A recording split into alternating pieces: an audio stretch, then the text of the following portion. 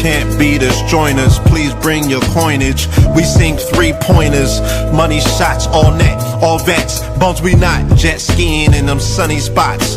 With women edible like gummy drops. Dummy stop, dummy stop. No weapon form can intercept a storm. Once my intellect is on, I'm projecting on magnetic fields and interact with blacks with athletic bills.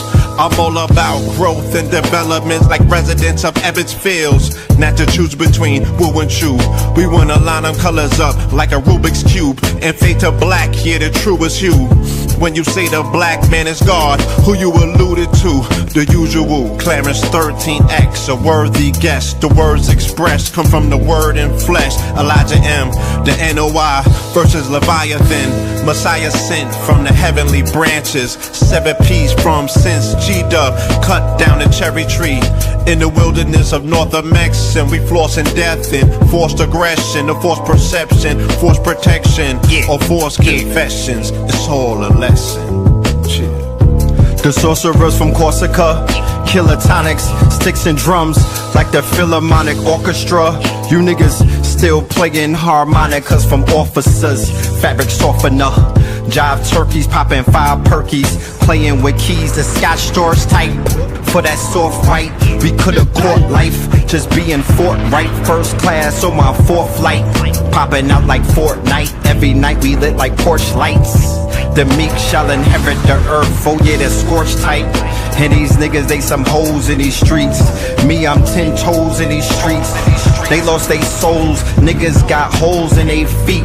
Shit, I'm just worried about the craft and how to perfect it. Not worried about the craft, yeah, that's out of perspectives. Focus on the chip like I'm Robert Kraft, and then how to protect it.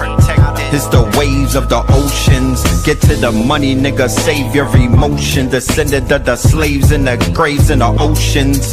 Mastermind that the waves is in motions. These niggas, they addicted to the folly, addicted to that molly. Making me a movie, them sticks made of holly.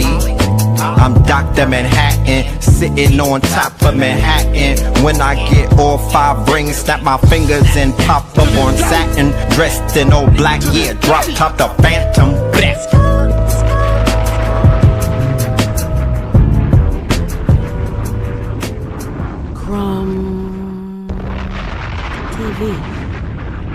Peace to the family, peace to you and yours. Peace to the family, peace to you and yours. And welcome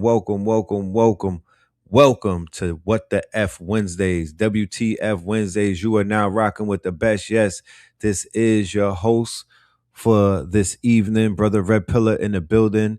Shout out to everybody on this beautiful day. Yeah, man, we are finna have a wonderful, wonderful time. You already know I am elated. I am enthusiastic. I am very, very happy whenever our good brother Ross Ben comes back on the platform. It is a holiday, y'all. You know what I'm talking about? It's always a holiday for us. You know what I mean? Y'all been asking for the brethren. I've been getting emails. They've been hitting me in the comments. You feel me? On the live when we be talking, I see it. Where's Ross Ben? So the brother is in the building, and we are going to have a beautiful build and whatnot. But before I bring Ross Ben on, I definitely want to get everything. I want to, let's say that I want to create the, you know, when they painting a wall and they have a primer. Yeah, so I want to paint the primer. I want to lay down the primer. So when the brother comes on, he don't have to do too much explanations. All right, but let's get into the first video so we can understand about this eclipse. Let's go. Dotes for eclipse season. Let's get into it. We got this. We have a total solar eclipse in Leo, August 12th. Then we're ending eclipse season with a partial lunar eclipse in Pisces. Let's get into it. The first due of the eclipse season this August is to remember that before a beginning can happen, an ending has to occur. We have to find a resolution. And in that process, we may even see a resurgence. And so that's what's going to be happening, especially around this total solar eclipse in Leo. What the South Node does is that it pulls back the layers. It sheds whatever sign it's in. Now, Leo is a sign about our vitality. It's about where our light comes from. It's about self-expression and what we attach our identity to at the most core level. right? And so if something is off kilter there, that is going to be coming into your consciousness during this solar eclipse in Leo on August 12th. Nothing bad's gonna happen. You're not gonna die. What's gonna die is your fears, right? Your fears are going to be dying with this solar eclipse in Leo, and that's going to feel like you are dying because perhaps your identity is attached to your own obstacles, your own fears, the things that are holding back your ability to be yourself. There's people that might be removed from your life because they do not have your best interest at heart, because they will never give you the validation or approval that you want or the safety to be who you really are, right? This is going to be activating the fixed signs, Leo, Aquarius, Taurus, Scorpio, especially the risings, and of course, Leo and Aquarius, especially if you have later degree or early degree placements in these signs. And this is what takes me to my first don't of eclipse season, is to stop performing. Stop performing. This is where you might have to be a little bit humbled. You might have to become aware of your own hubris. What is telling you, actually, no, keep going harder, keep forcing it, keep trying even more. And it's like, actually, you might need to be stepping back. When you feel like you're putting on a costume, when you feel like you're doing something even though you know you shouldn't be doing it, when you feel like you're participating in something that you shouldn't actually be doing, it's keeping you out of alignment. Right? Leo rules the heart. Is your heart still in it? And if not, is it time to walk away? Is it time to revisit something that you've been holding on to for so long? Maybe now that's relevant. Something that's been hiding in your life, something that's been lying dormant in your life is now opening its eye and ready to be summoned. It's ready to be awakened. In, because all these metaphysical planetary alignments just mean chosen ones. It's time to lock the fuck in, because all these metaphysical planetary alignments just means you're about to step into your power. Because the moment that the sun is swallowed by darkness, that's when the new moon is going to reset the celestial clock of the simulation, which leads to the cosmic radiation meteorite fires crossing through the heavens. When it comes to planet Earth losing gravity for 7 seconds, it's a release of force that kept humanity bounded to the material plane. And in all forms of theology, the number 7 is very prevalent because the number 7 is the embodiment of spiritual perfection, which is the God frequency. All these planetary alignments are signs of prophetic divination for the chosen ones, because all these energies is going to expose the hidden hand of the people who's trying to hold you back when it comes to relationships, friendships, and family members. Because one thing you gotta understand, somebody around you has it out for you, and they made contracts and dark covenants subconsciously with hidden forces that you don't see in the spiritual world. So that means that the more that you level up, the more they're going to get sick. So the more that you step into your power, the more that you step into your purpose and your authenticity, somebody around you is going to get sick, and that is the person that is basically trying to hold you back. So with all that shit being said, chosen ones, that portal of darkness that you had to go through to get to your light, that represents the solar eclipse. And the new moon represents the cosmic reset within you. And then the meteorites is a representation of the activation of the fire within you, which is the soul. And that release is a representation of planet Earth not having gravity for 7 seconds. And that's when you return to yourself, which is a form of recalibration, which is basically a form of resurrection, which is basically interconnected to the story of Christ, because it's actually talking about you, because he was crucified on Mount Calvary, which is a place of the skull, which is Golgotha, because the place of the skull is actually talking about the pineal gland, which is the black dot. The black dot interfaces with the solar eclipse, which is why he was crucified during the time of a solar eclipse, because the story is actually talking about you. There you go. Shout out to B-Dell. B-Dell will be in Brooklyn in September with Brother Blue Pill. I do have other videos that I'm going to play, but I do have my guests in the building, so I don't want to be rude, ladies and gentlemen. So without any further ado, I want to bring to the stage our good brother, none other than RAS, been in the building. Peace to the God. Love, honor, and respect. Honors. Know the ledge community. Love, honor, and respect. Hold on. Oh, shit. Star Nation. Oh, drop another one out this mouth. Look, they on the channel calling you Roster-damus. They're calling you Roster-damus. Give thanks. You know what I'm talking about? They're calling you Roster-damus. Those that's tapped in. And they heard your last transmission earlier in the calendar year. Matter of fact, you set off this you set this calendar year off with the predictions and you feel me? The Lion's Gate portal, seventh heaven, the galactical core, all of them things, man. Then you just been chilling in the cut. You feel me? Like a band-aid watching all of these things go down, brother, I've man. been healing, man. I've been healing. I've been doing my best. That's right. I've been doing my best to keep my family. That's right. That's good. right. And it ain't been easy in these times, you know? Yes, indeed. That's the most important thing right there. And it felt like, you know what? I can't be public. I felt like I couldn't be in the public's eye doing the healing I was doing. I had to be personal, you know? Right. Yeah. Yeah. And that's been the sentiment that you just shared with me. A few people that I know have somewhat they've been sharing the same thing. Yeah, like man. I got the transmission when I went to Colombia, and they were like, you know what? They would, I went and did a little ceremony, and I had to negotiate with the ancestors because they was really trying to tell me to shut it down.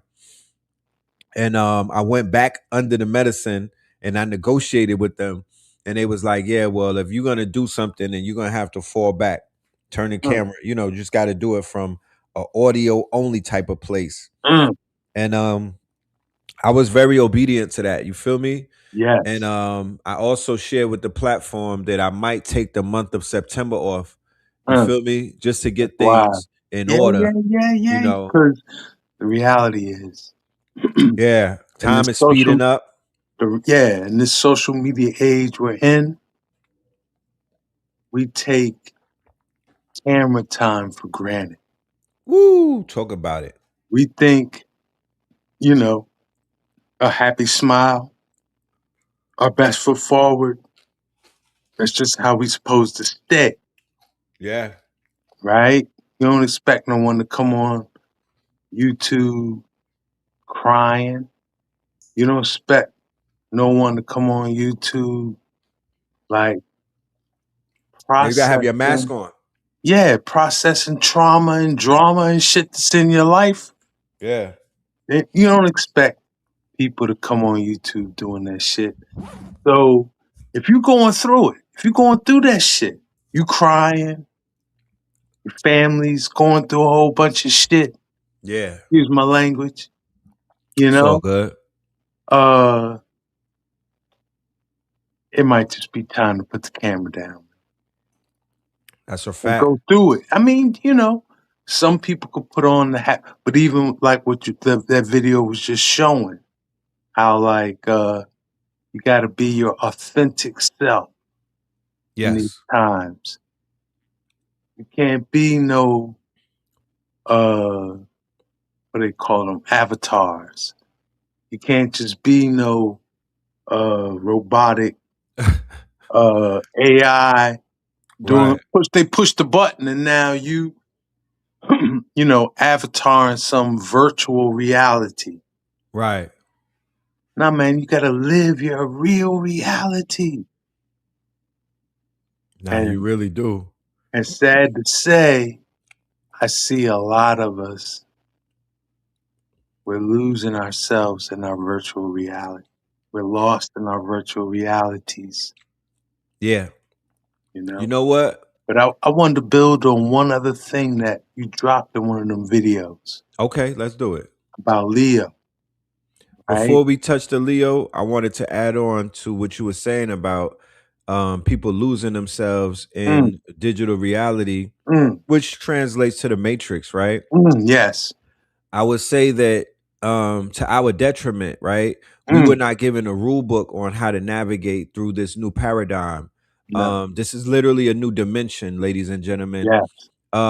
As I exist in the second dimension, or as I exist in the physical reality, Mm. I simultaneously exist in a digital In the reality or a digital virtual, dimension, the virtual a reality. virtual reality, and Yeah. people's concept of who I am, Mm. the way that they meet me in that digital reality, the Right. way that I introduce myself, the way that Right. they could come across a video of me in Harlem Mm. about 10 years ago, 20 years ago, Mm. and that's not the same person that I am right Him now. right here, right now. Right. So their impression of who I am Mm. may be Mm. somewhat of an outdated version of myself. And Mm. Scorpions, we shed our skin, and we constantly are transmuting and changing ourselves, right?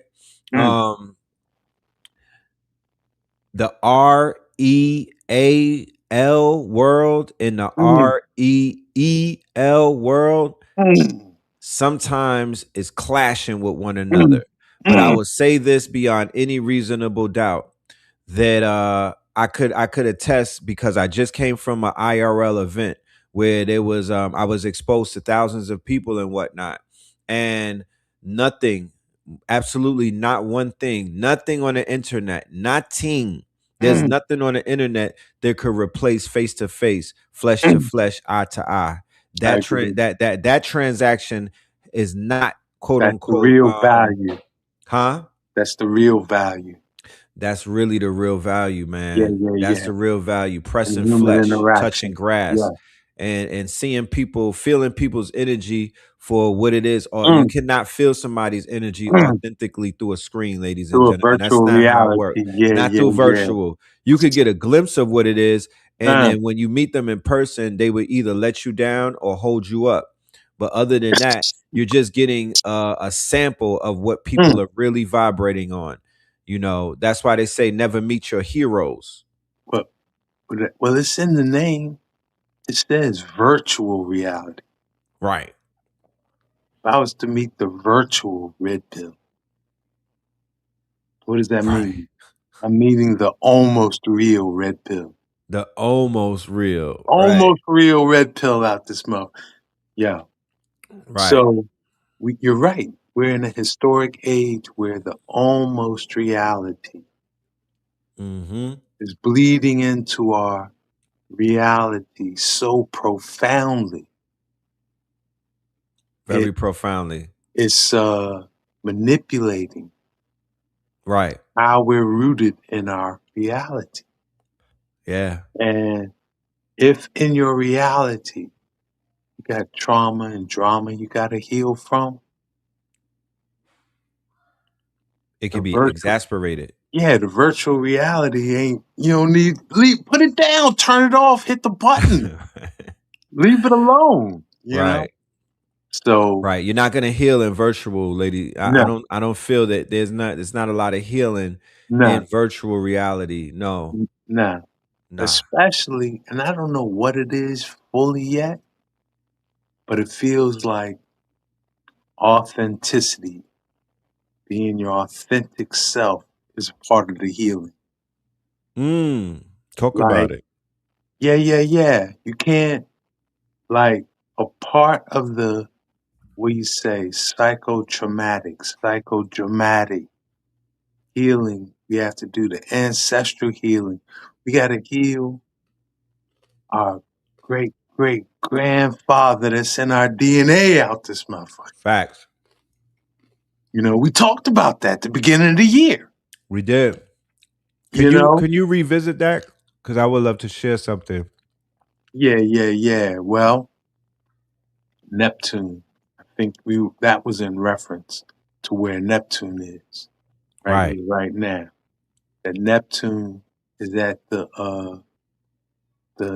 what they call it, 0 point. 0 0. point. It's at that 1 degree Aries, the beginning of it all, right? Right. And we have said, who in your ancestries was alive last time Aries was at the 0 point?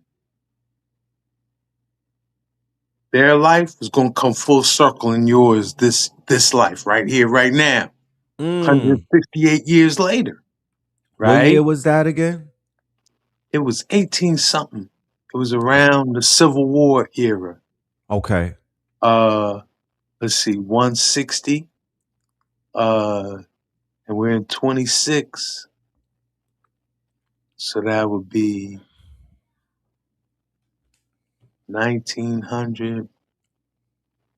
1926 minus 68. That's 1958? 1858.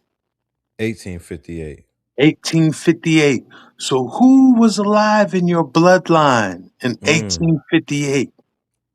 What trauma and drama were they having to reconcile? Right. Right? What were they healing from? What were they growing your bloodline into?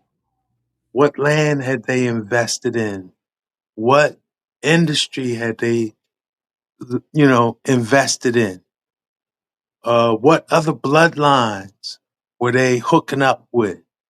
For what intention? All of those things is going to be coming full circle this year. We said that in January. And we do think it's still important. Study your bloodline, do your genealogy. And who was alive in 1858? What was they doing? What was their intention? How was they Right. living? How was they moving? Because more than likely, it's tied in directly to your intention and how you moving Right. right here, right now in this season, you know? Now, And quick. interestingly enough, when you bring that up, that's so enlightening because when I went to Colombia, I believe it was in January, and I went on my hero's journey, Yeah. and it was a ayahuasca ceremony. And in that ceremony, I was Mm, visited mm, by my mm, quote unquote ancestors, mm, and they mm, gave me mm, strict instructions too. mm, It was it started with my grandfather, mm. right? Yes. And it went a little bit further back. So wow, that's really gonna make me sit down today and do a full Yeah, yeah, meditation. yeah. Today is a great day with this Yeah, eclipse. This is because an eclipse, astrologically, is when the inner world, your inner world, right? It's like right here, right now, right this second. right, Okay? You're having thoughts that you may or may not choose to share with me. right. It's in your inner world. That's, you know, that's between your left hemisphere and your right And you're hemisphere. right. You're in a sanctum. Yeah, yeah, yeah, yeah. Like, I don't have no place in that, right? It's up to your free will to share with me what's your left hemisphere is saying to your right hemisphere, right? But now there comes a day, right, when what's inside of you gotta come out. Your inner world and your outer world are linked. Your sun represents the outer world, right? Didn't it go dark? Then and that's some of the rap for the day. The sun goes dark and the eclipse, But that's what that represents, your inner world. And you're Can't out. nobody see. Right. Putting a veil, like, not really a veil, but what would that, like covering. A covering. A cloak. Yeah, a cloak. Imagine if your inner world was your cloak to the outer world. That's what today is. Mm. Okay. That darkness. That darkness that represents your inner world. Right. Triple darkness. You wearing it on, your sun represents what people see. That's right. What people Going back to see, that master we was talking about earlier, help me. when we were saying that people are wearing masks on the Okay. internet, and we have to show Yeah, up with yeah, that yeah. mask on, Yeah, yeah, that yeah. what, so people, people can see Exactly. what we want them to see. If there's any good analogy for the sun in a person's life, it would be their virtual reality. Wait a minute. Say that again. All right. Your external self, Yes. right? Where, like you That'd be even, your avatar. your avatar, Okay. Your internet persona. your internet persona, Okay. that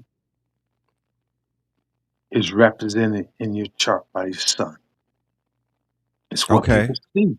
And now when we look at the sun, it don't matter the time of day, right? Right.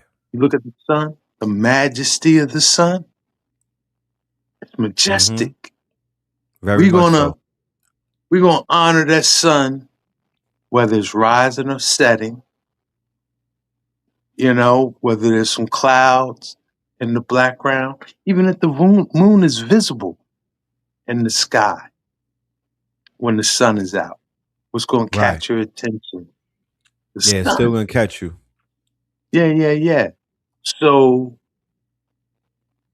if you like just we say microcosmically, let's look at our life, right? Mm-hmm. In this age, in this social media age, when you see a person online shining, Yeah. looking bright, Glowing. reflecting their higher self, Flexing. right? Yeah, yeah, yeah. Right? Right. That's the sun sign. That's the Yeah, sun yeah, sign. yeah. That's the sun sign. And that kind of feeds in to what I said I wanted to build on with this Leo, which I think is it's important for, what do you say, for lack of a better word, us as indigenous people or us as black people in America. We got to Yes. pay attention to what's going on with our leadership. Mm. Because Leo rule leadership, Leo rules leadership. Yes. those in authority, right? Yes, sir. And, I'm not sharing this to call no one out. Please don't misinterpret my intention on saying this because my heart is aching Yes. when I see ones in our community, specifically, we say the conscious community, Yes, sir. and the way ones who, you know, they assumed leadership positions, Yes. either They because stepped into it. either because they were super intelligent or super, the way they articulated things, it was very magnetic, The you know, delivery, the their delivery, presence, yeah, their presence, their their sun, sun how they sign. showed up in their Yeah, sun, yeah, yeah. They the were shining persona, bright. You know what I mean? right? The persona, right? Very They were Leo like. shining bright. But when I see some of the behavior from those ones, and I see how it appears, like I said, usually when you look at the sun, the majesty of the sun is what you see. Yes, sir. They're shining in a non-magnetic, majestic light, man. It's painful to see, you know? Talking Mm. about the boy that been wearing them fingernails. Yeah, I yeah, ain't yes. one wearing So them. when you said that, it just hit me. So if the sun is his former self, or what we know him or what we saw him as, the eclipse, his sun being Exactly. eclipsed, is Here him we wearing go. fingernails and falling Here from we that grace go. and being ridiculed. That's what I'm talking about. Ah, That's what okay. I'm talking about. And Leo. The eclipse And in Leo, Leo. right? Because theoretically, he made the most impact for the younger generation. He was their leader. What I was worried about is the impact of his fall from his position, what it's going to do to the people that he was leading. Because quiet as kept, I'm attached to my master teachers that basically gave me the red pill, regardless of anything. It doesn't matter. I'm always in alignment.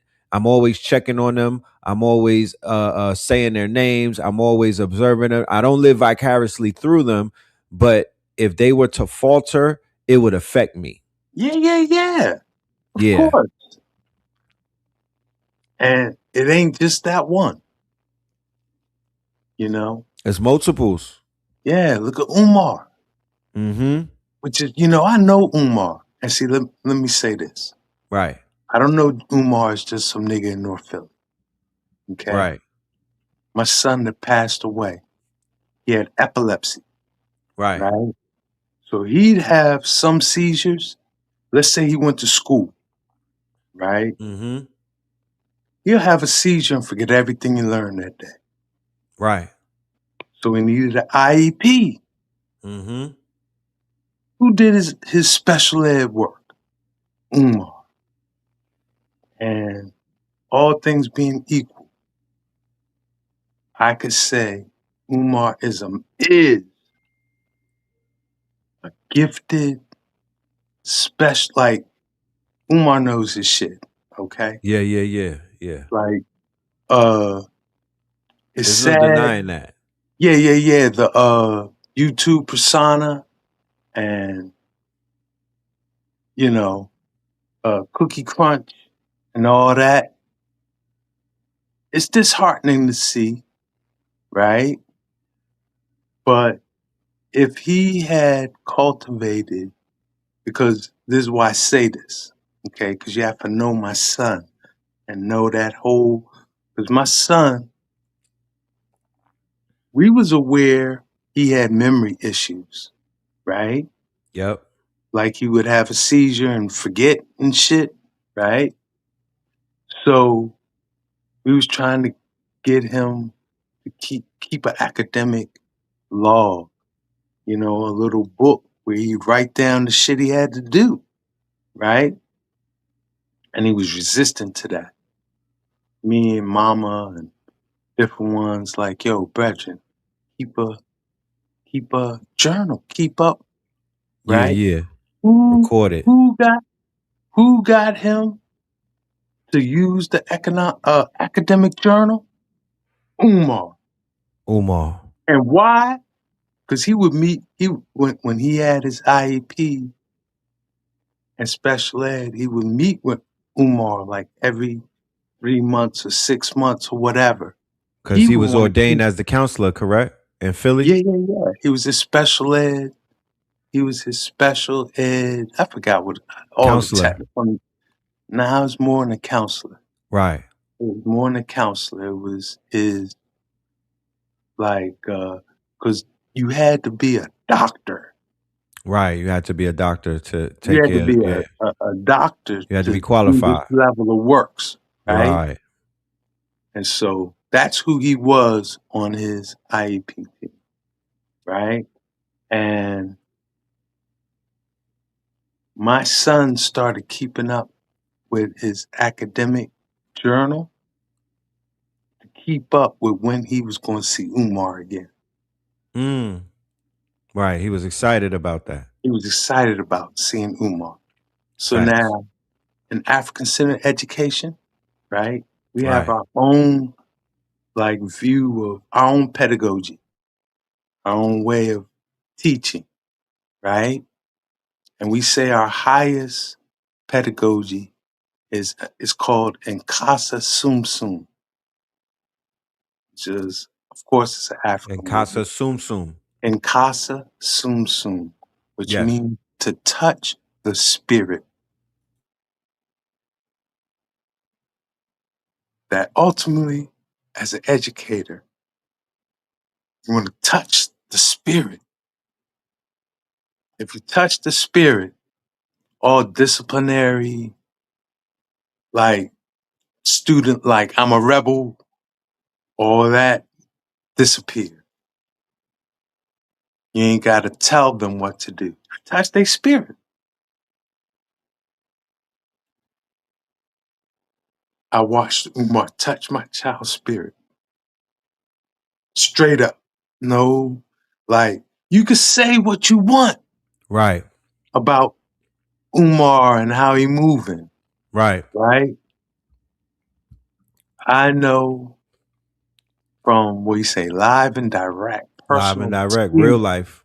real life, of my authentic self experience this thing, not my virtual self. You know what I'm saying? Right. Not the internet. No. This was in school dealing with, because sad to say, the reality is if you're a parent with a child who has a medical condition Yes. and it's mental, part of it's mental, Yes. right?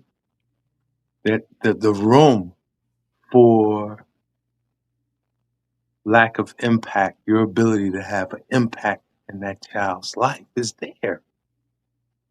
All other issues and dynamics within your family got to be calculated in that shit. Right. You know, that's the reality. It's the reality. Where someone who's a professional who knows how to in casa sum sum touch the spirit, right? They might have a significant impact in that Right. child's life. I experienced that shit with Uma. I did. Right. I don't care what no one say about the man. I'm disappointed in some of the things I see on the outer net with Umar, right? Right. I am. But, and I guess why I'm even bringing it up, because this is issues of leadership That Leo. and Leo. Because After him and Umar is a Polite are Leo. Leos. Yes. Like, we're having to face and deal with that thing. Our community is having to ask questions around authenticity and leadership. Yes. And, you know, that Leo part of ourself, not only as individuals, but as a collective, right? Right. Because Leo rules our collective on a The lot of levels. collective. Yes. Yeah. You know, it's the sign of the sun, our external self. And what does our external self do? It brings the collective together, Right. right? So we're having to face that, Right. deal with it this eclipse season. And it ain't easy. Particularly, I seen the other boy with the fingernails. Oh man, that thing was disheartening. Because Yeah. even though I didn't know him, right? Yes. I did study him. Yes. And I remember, if I remember a long time ago, you wanted to link me with that, or maybe it was your brother. Yes. One of y'all wanted to link me with that brethren to talk with him. Yeah. You know? Yesterday on my show, I expressed, my sadness, right? And, I explained to the fam who may not have been familiar that when the brother first popped out, I was I stepped into the role of an elder and I Yes. embraced him. Yes, I remember And that. That's what I'm yeah, talking about. That cycle when you was going through that. yeah. I embraced him and I offered advice to him. We kind of fell out over Polite. He wanted me to do certain things and it didn't happen the way that he wanted it. And Right. we handled it the way that we wanted to handle it. And as a result of that, that drove a wedge between us. Yeah. And when him and Sinetta went after when they clashed and whatnot, that was also somewhat of a, I just kind of start falling back because I started to see things Right. It was was moving getting in a direction that it didn't yeah. start out as. Yes. Feel me? But I remember. it was very disheartening. And I'm you know, there's three things that is still bothering me. One is Mm, the response to the community. mm, However, I'm not gonna act like the community is completely in its wrong because of what the brother put out. You know what I mean? We are in this Saturn retrograde. mm, So I'm taking my feelings out of it and I'm just mm, observing it for what it is. You mm. know, one of the overarching themes of Saturn retrograde when I dove in was that, you know, the father's coming back to That's collect. He's right. gonna The spend. He's past. yeah, he's That's coming. right.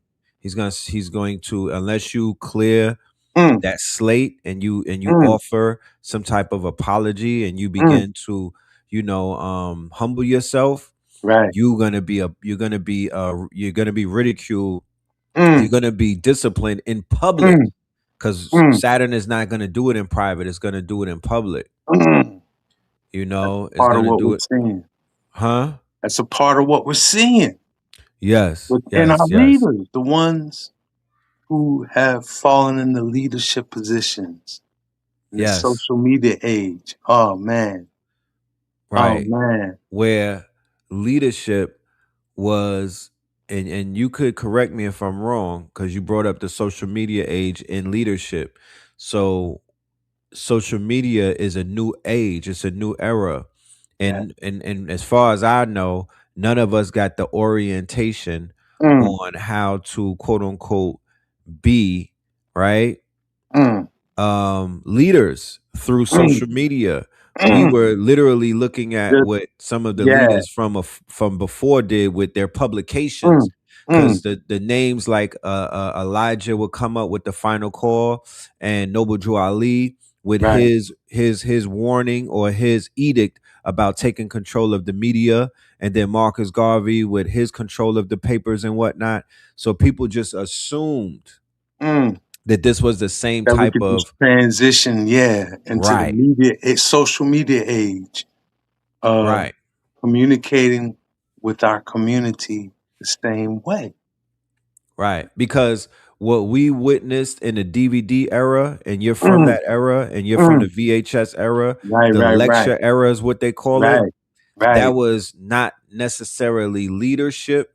That Mm, was more about scholarship, ladies and gentlemen. I mm, want y'all to be very clear.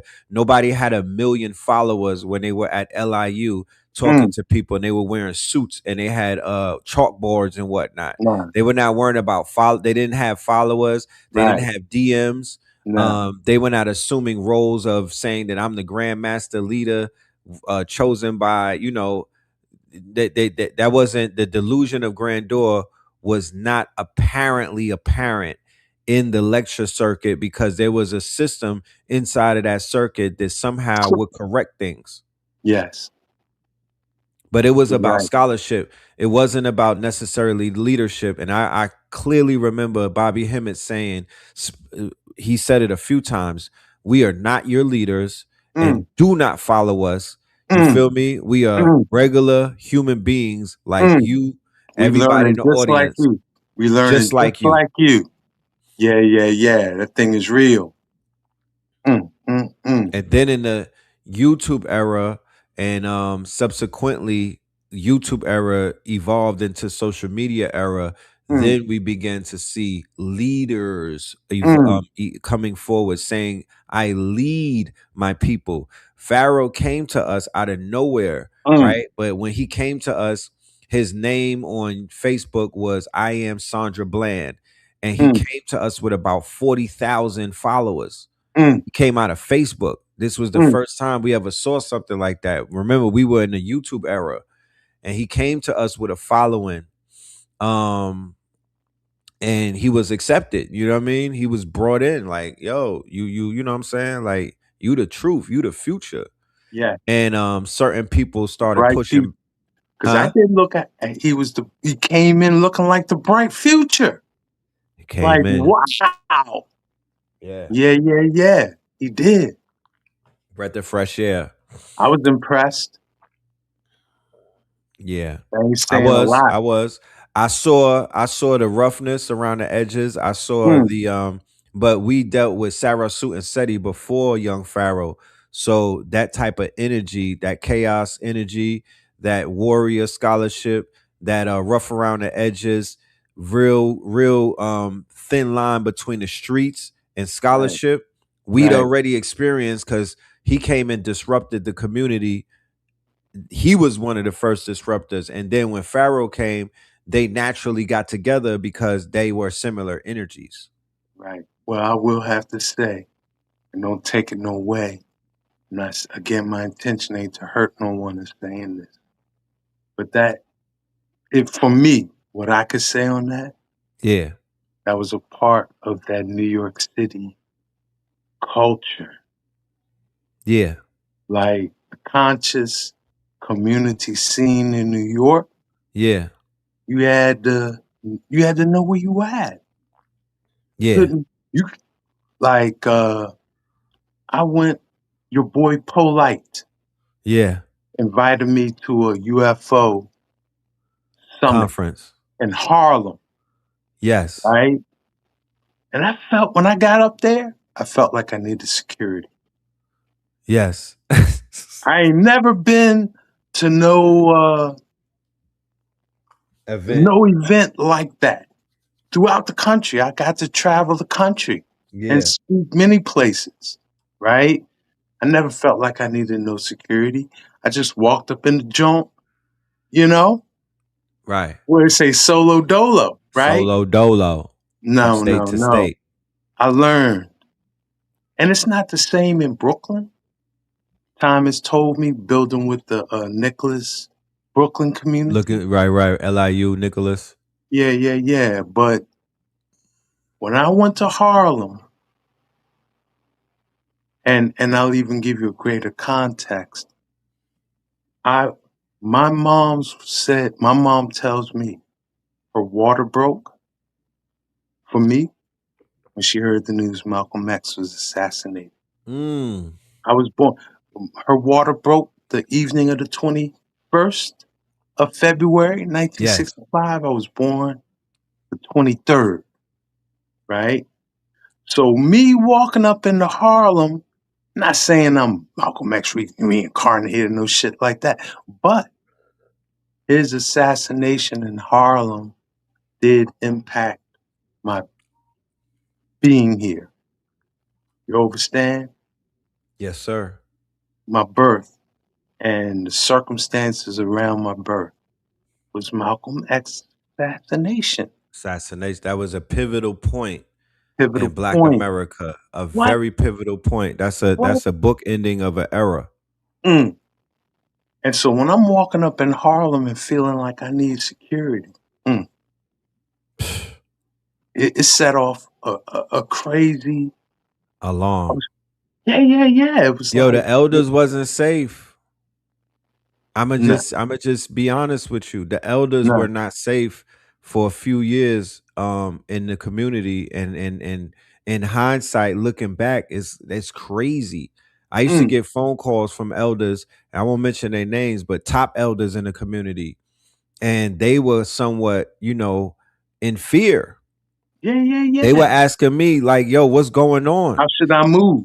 Will How you should I move with move? me? Like tell me what's really happening. Because once Yeah. again, they are observing things through the internet, through the Mm, REEL world. And there's, mm, they're peeping promotions and marketing, and the promotion and the marketing is akin to the WWF.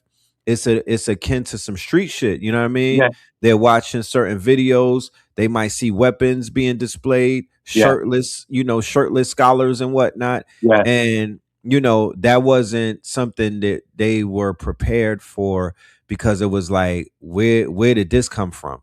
right.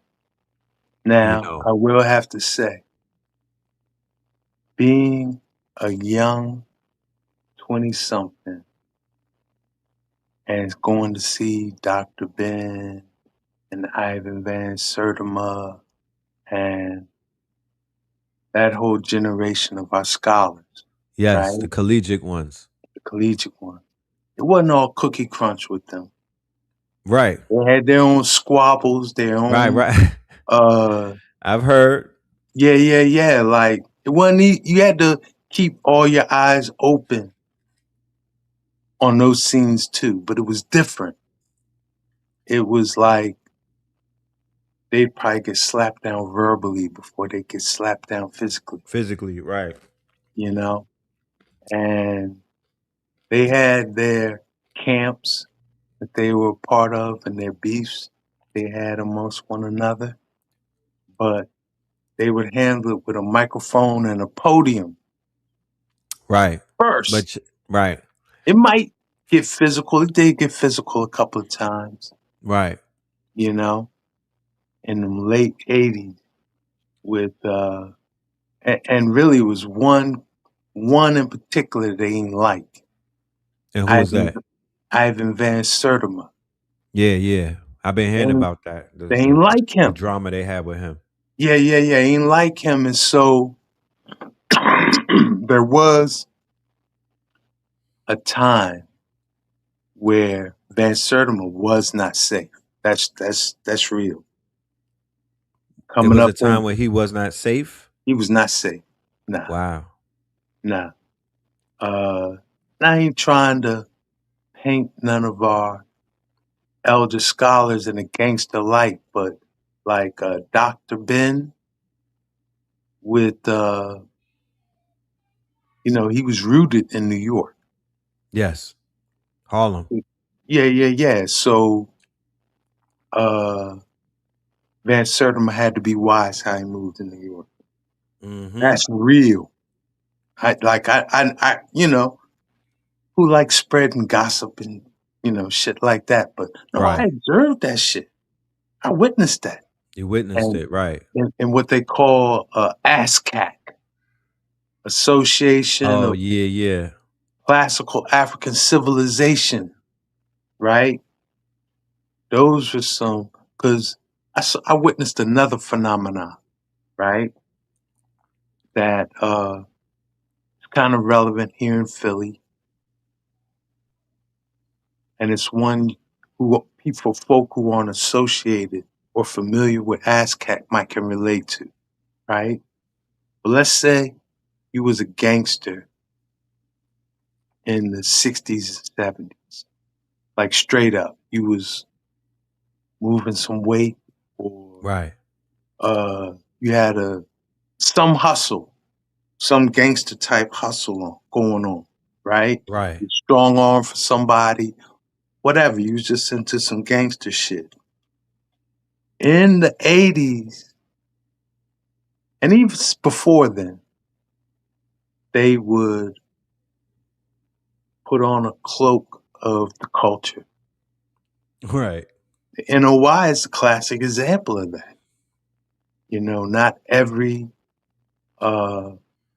mosque, but many mosques, niggas that were gangsters because, I hope I'm safe saying this because these forces are still active in Prevalent. Philly.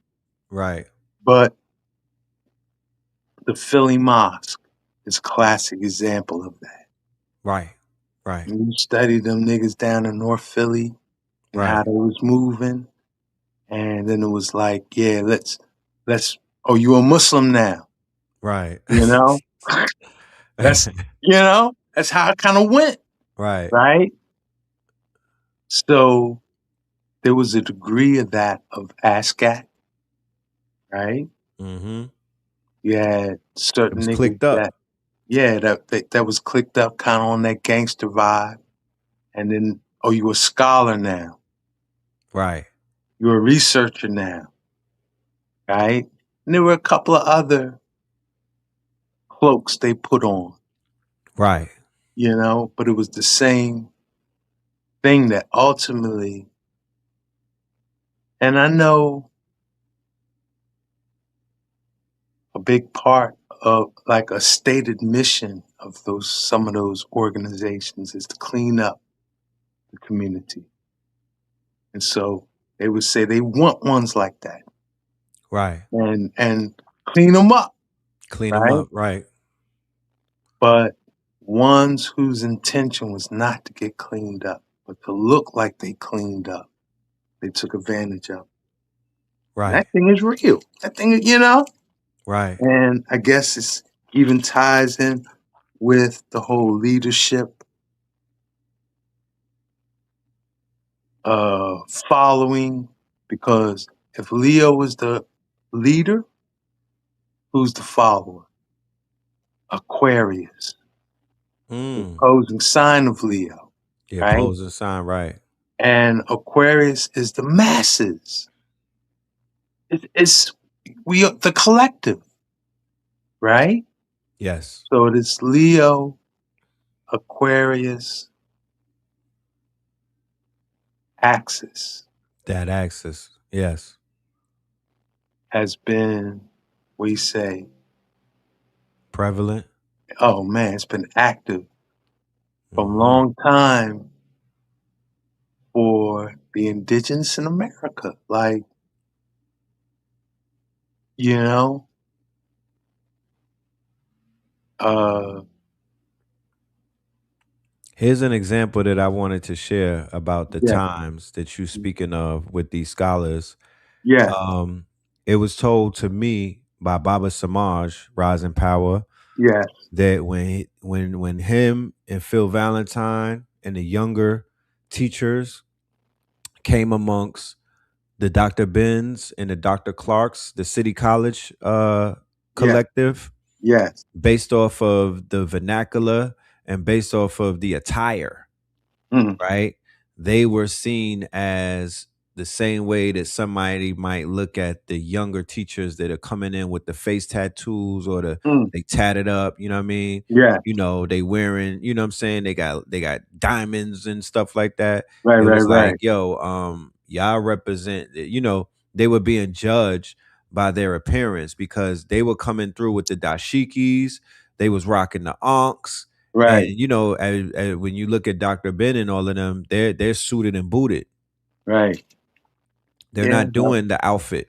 You feel yeah, me? They're not doing the cultural dress and whatnot. right, They're more so like, yo, where's your scholarship? Where's your exactly. books at? Like, what countries have you visited and all of that? So there was a And friction. that was a part of the dynamic between Van Sertima, Yes, because you know Van Sertima was a dapper man, suit yes, and tie man. suit and tie man. Yes, Yeah, yes, sir. I'm just affirming what you're saying. Go ahead, And Brenton. then later on, you saw the gathering of the masters with Bobby Hemmett and Khalid Muhammad. Mm, So then you had the metaphysical teachers came in because remember, you got Brother Dawood, you got right, early Phil in Brooklyn teaching out the brownstone, and you got Bobby flying in. They're teaching, they're not teaching Egyptology, they're teaching a new form of comedic science. right, They're utilizing profanity, right? yes, And it was a little rough around the edges because they were, and you know, people might not realize it, but they were young ones.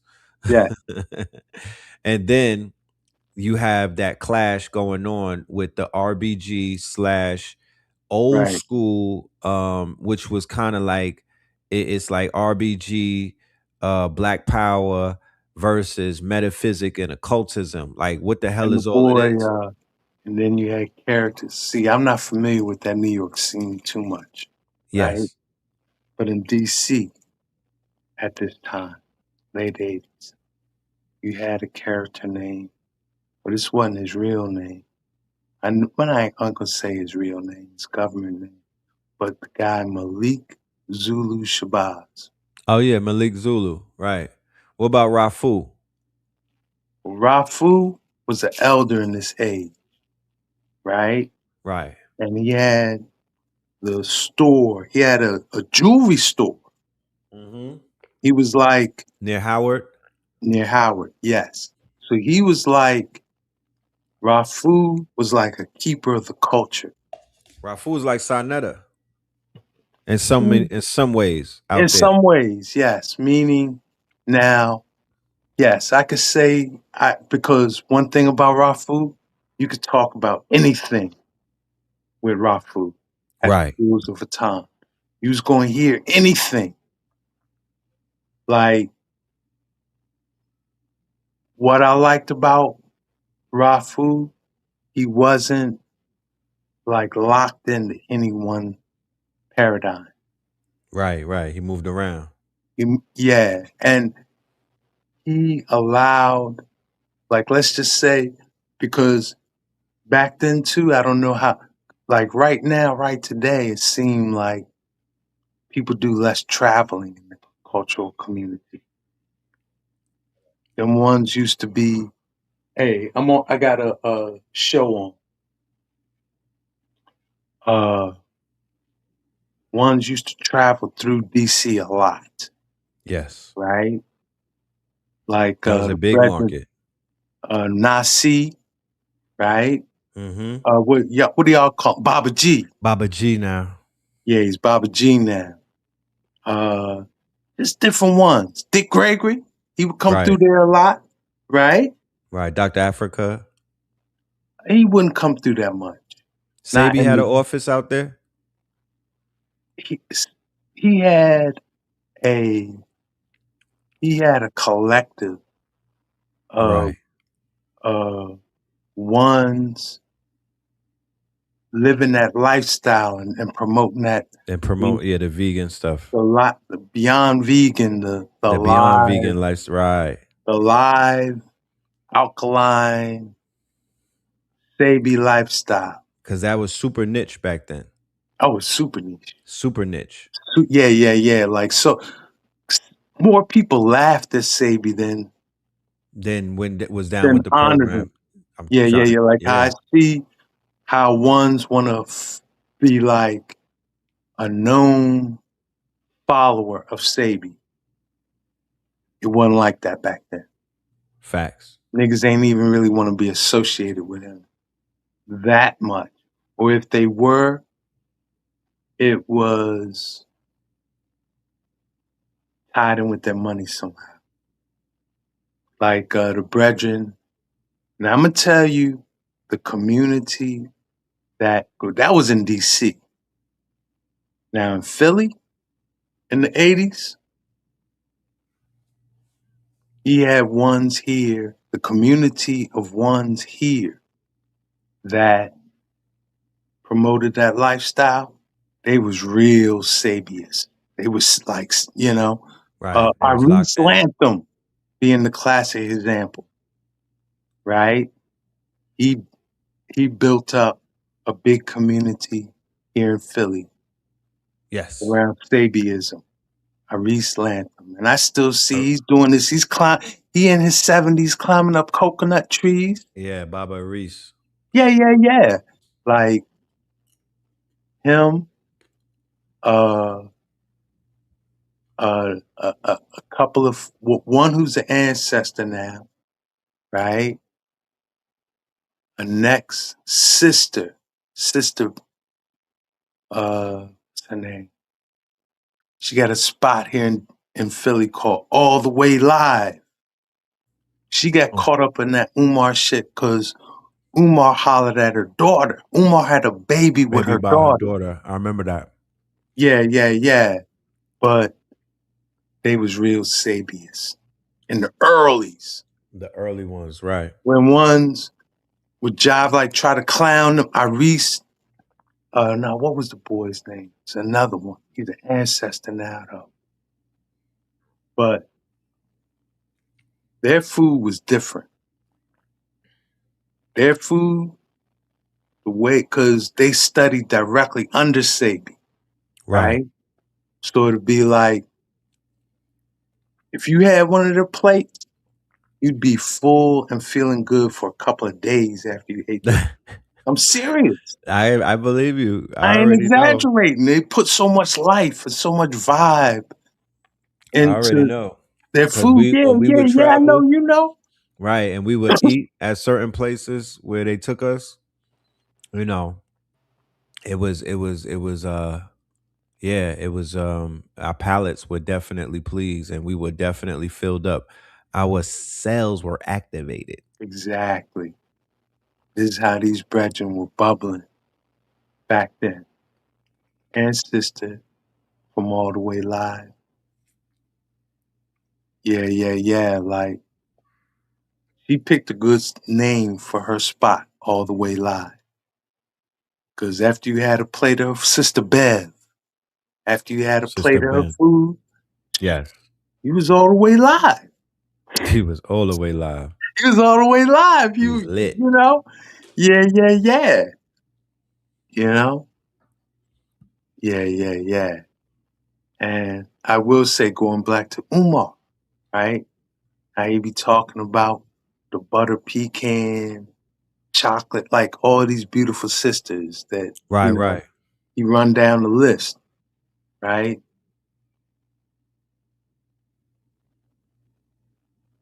He let a good one go with Mr. Bev's daughter. He fucked up. That's where he fucked up. Right. And that could be the Where, downfall of a man. yeah. When God give you a baby by a righteous woman from a Yes. good bloodline, and Yes. you know, Right. Things don't go as dismiss it or planned. whatever, just play it. Yeah, man.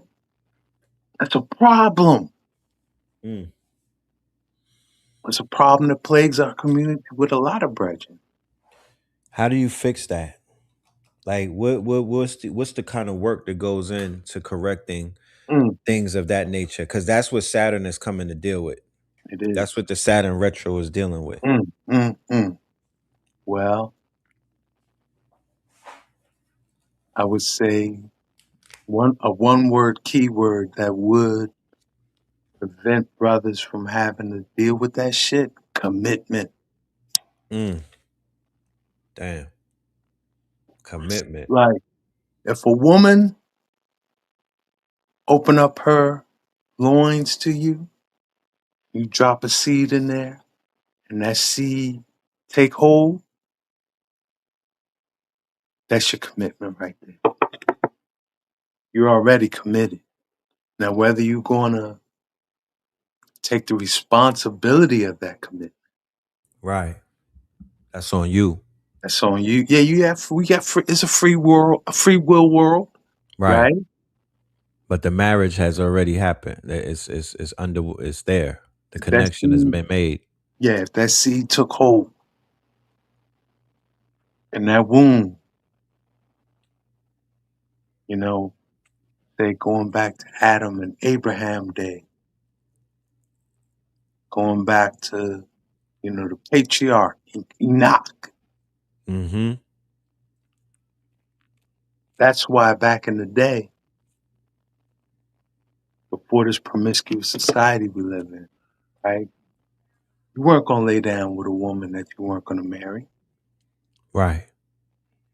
because y'all reach your heights, that orgasmic state collectively.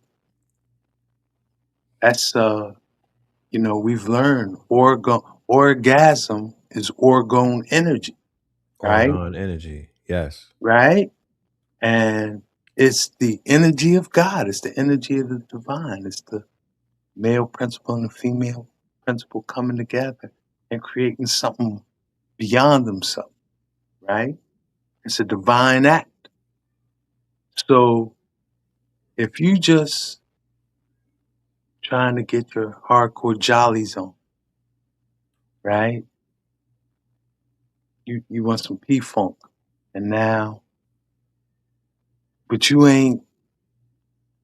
don't look at it as a commitment. You just want to get your hardcore jollies on. I know I'm Yeah. dating myself. The P-Funk crew can relate, but the Parliament Funkadelic crew can relate. But Nah, you gotta you know talk what I'm that talking about. language. You know what I'm talking Yeah, about? you know what I'm talking Yeah. about. Y'all know what I'm talking about. If They know.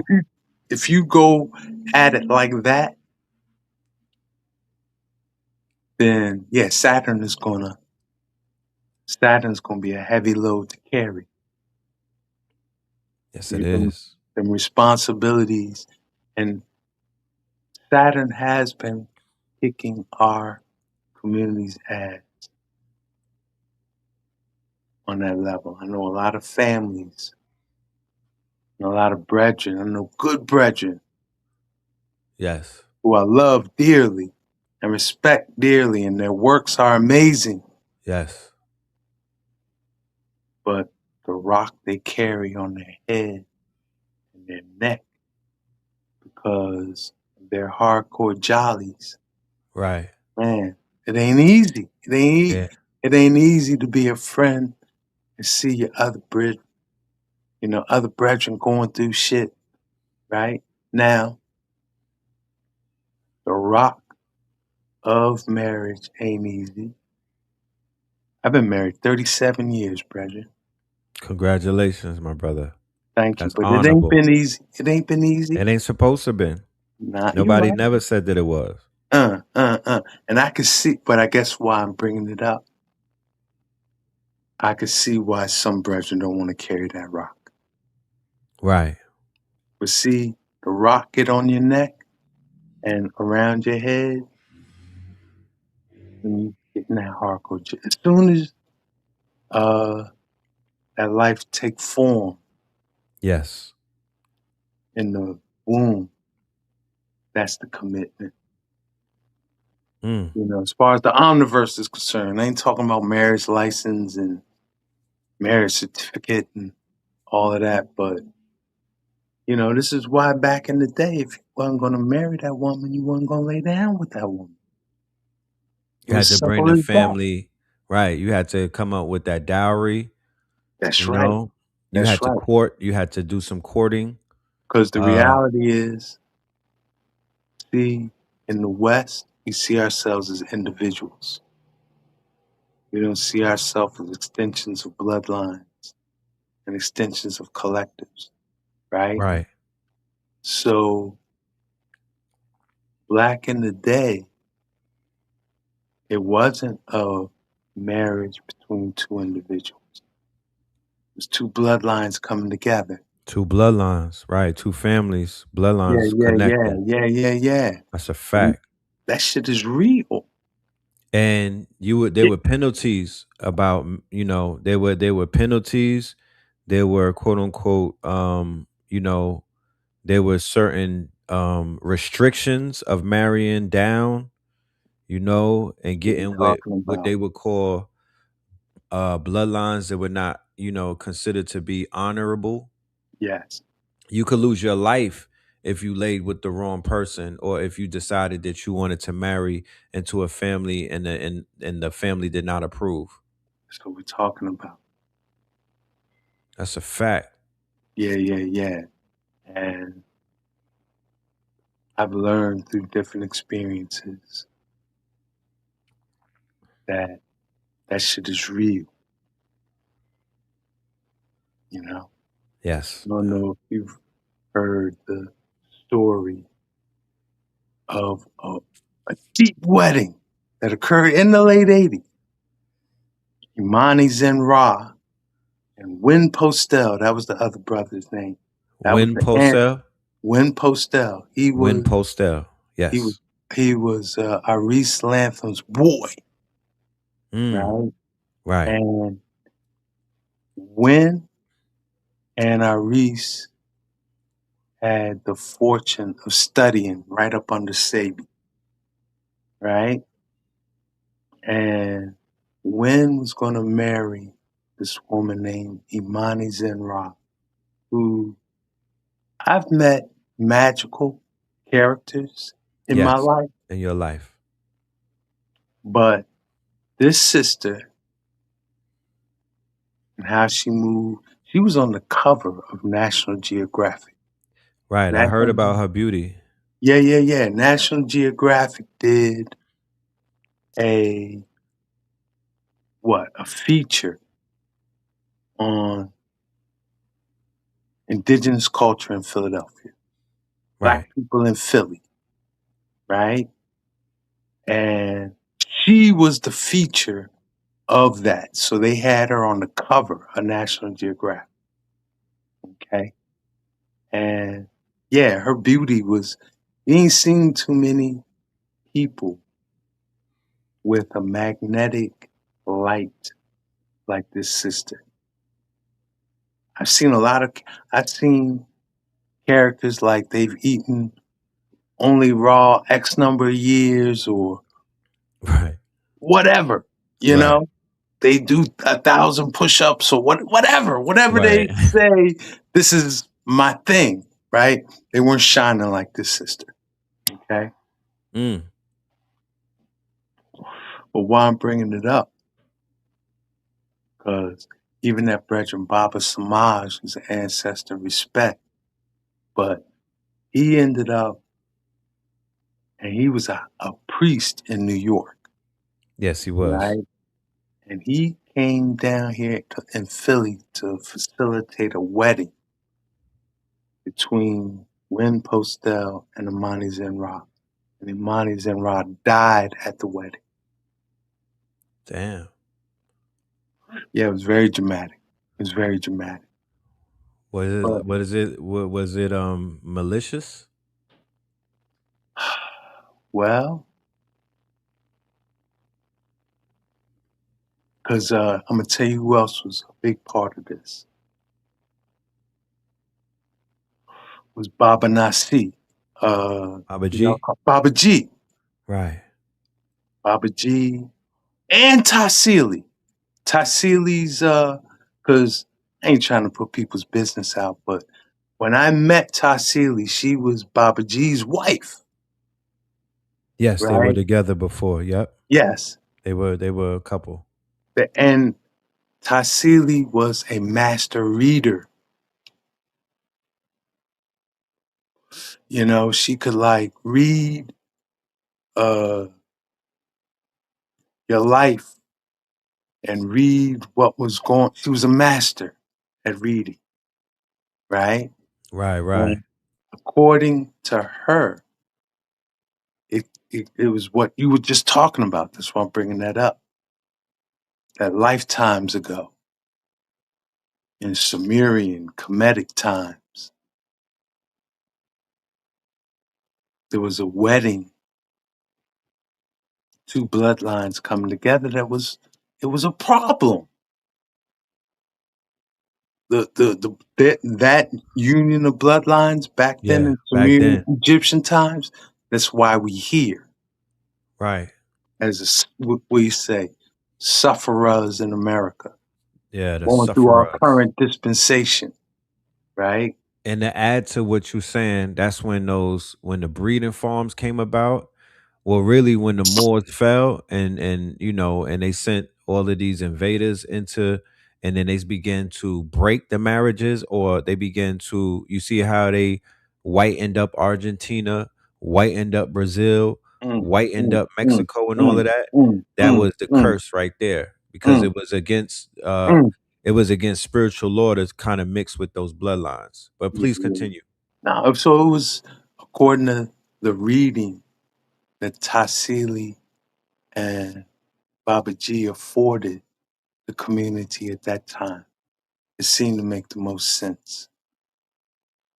And it was very dramatic. Baba Samaj had a lot of regrets after that. Uh, just the whole scene. It was a dramatic, what was supposed to be a glorious celebration of one of Sabi's students. Because I will say, because I did get to eat from all these ones' hands, right? If you ask me who mastered that live food the most, was Win. He was a master. He was even like, you know how they say iron sharpen iron, right? Yeah. Iris Lantham was always trying to be Win Postel. Right. He was. The Right. one but Win's still alive, 70 years old, hair full of gray hair, climbing up coconut trees Right. in Panama. Give thanks. Give What? thanks. That's right. Yeah. One example of elderhood, right? Mm-hmm. But you know, amongst your peers, there's usually what do you say, a competitive. Yeah, of course. You know what I mean? Yeah, Win was who RAS was trying to be back in the day. If you Back in the ask me. day.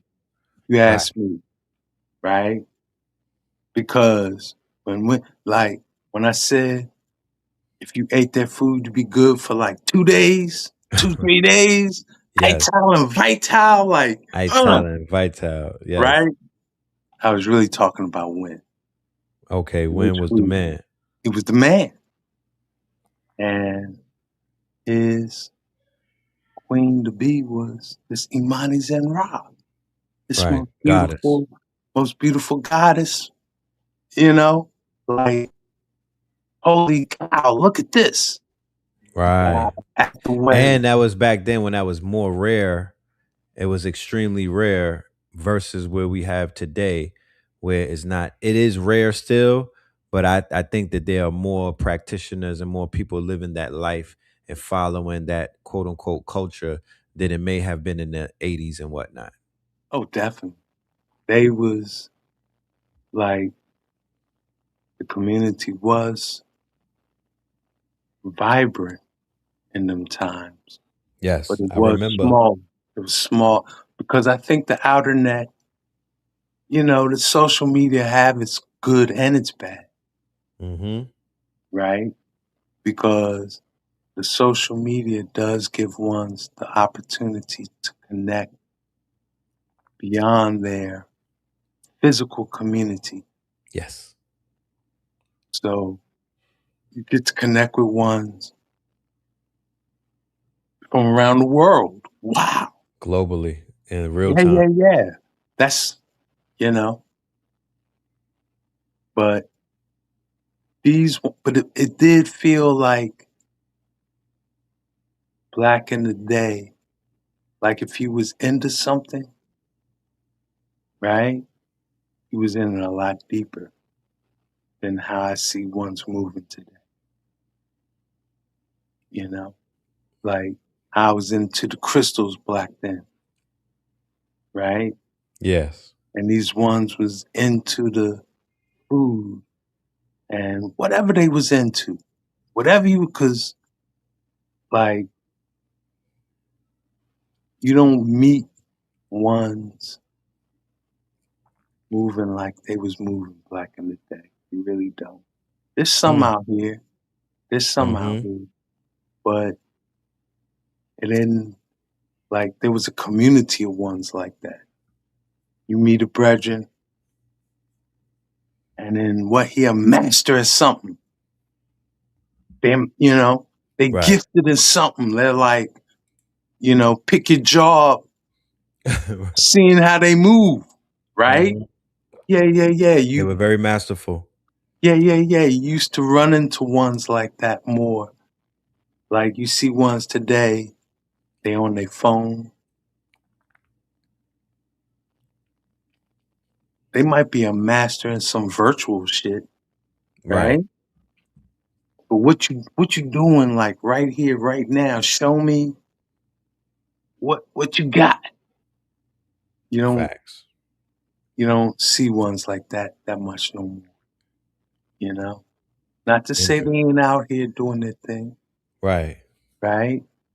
But It's a little rare. it's rarer. It is. The ones I see who are like, what do you say, on the cutting edge, Yes. they seem to be in the urban agriculture. Space.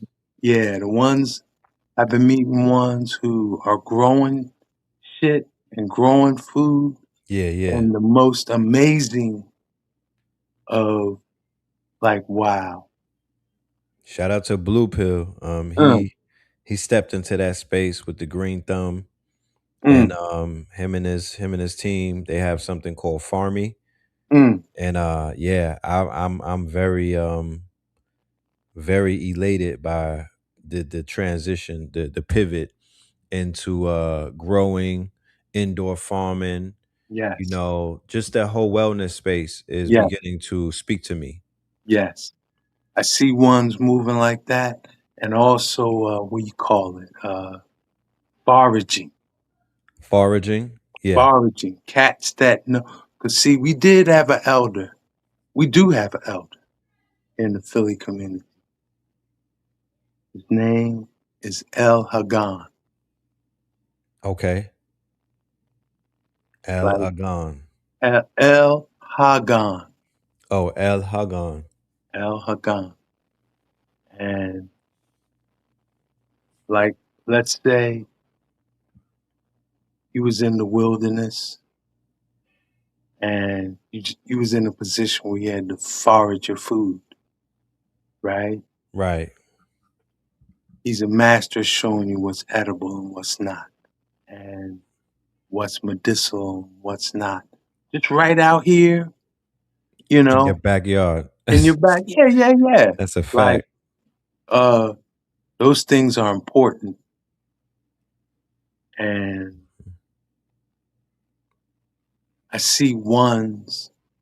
I see the youth, the younger ones are inspired to learn that and to master that.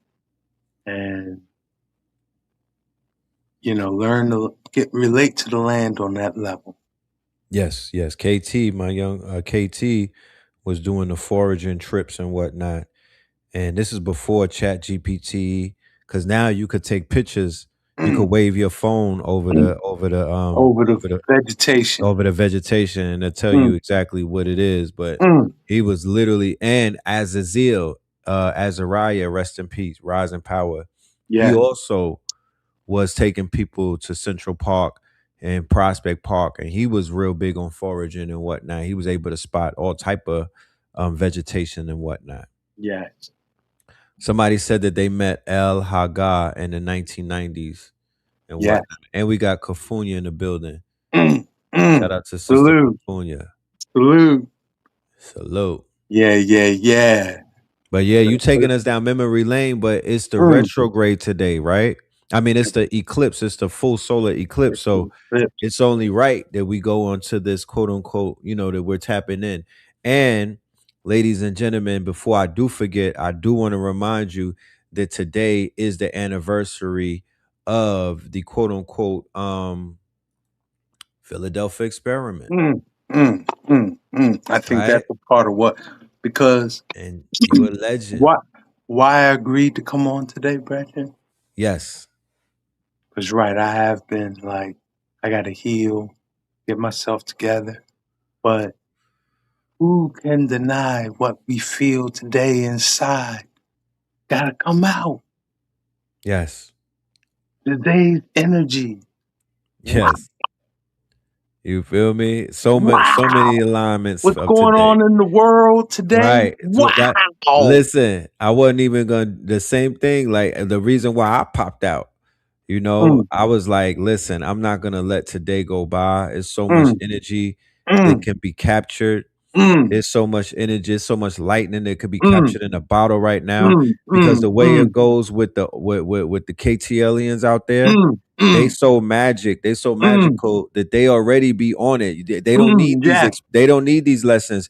All Uh, these lessons are doing is reminding them that they they, are on their they God timing and reaffirm it. whatnot. Yeah, they already having experiences. They Mm, they they having portals opening mm, up and stuff like mm, that. mm, All this mm, is mm, doing is reminding them, like, remember, ladies and gentlemen, consciousness is awareness. It is not anything else but awareness. It's mm, literally you already have collapsed the wave. The mm. consciousness or what you've been learning through these books and through these teachers and these scholars and these shows and whatnot, all we're doing is reminding you that you already been on it. Yes. You didn't need this, not religion. You didn't need nobody to hold your hand. You didn't need No. Sunday school. You are Sunday school. You were Yeah. already doing these things. You feel me? All we're Yeah. doing is reminding you. Yes. Yeah. That part. Yes, sir. Yeah, yeah, yeah. I affirm that, brethren. Yes, Because indeed. what? Mm. Because we're coming out of a solar maximum cycle. It's Yes, we waning, are. right? So, Did that explain the heat waves? nah. Okay. Okay, because we know the sun does emit light and heat, Yes. right? But when you have a coronal mass ejection or high solar wind velocity coming off of the sun, it doesn't Facts. change the brightness of the heat coming off the sun. Of the sun. Facts. Okay? It is really where you say the invisible, unseen spectrums of Mm-hmm. solar radiation that some say is more, more powerful, more impactful. Right. I would think how we've been witnessing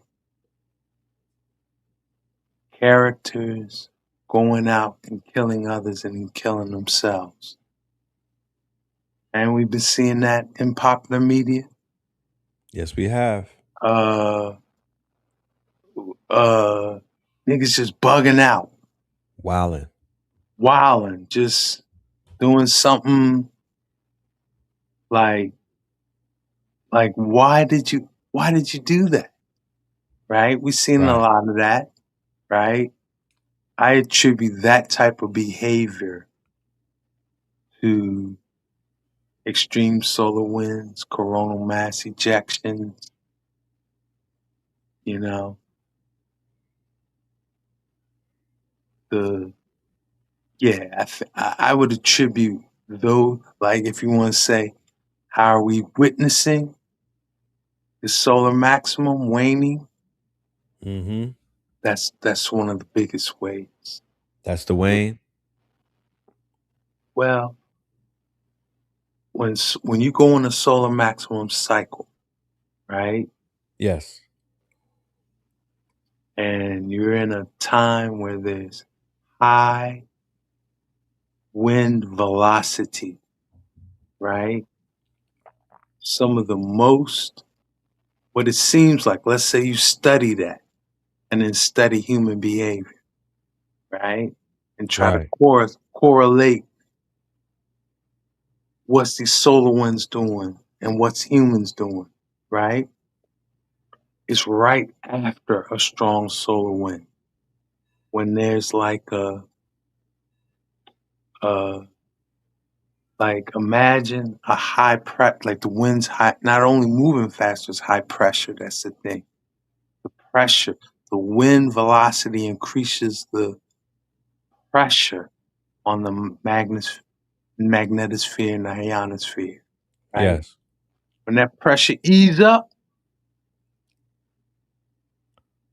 it creates like a void or a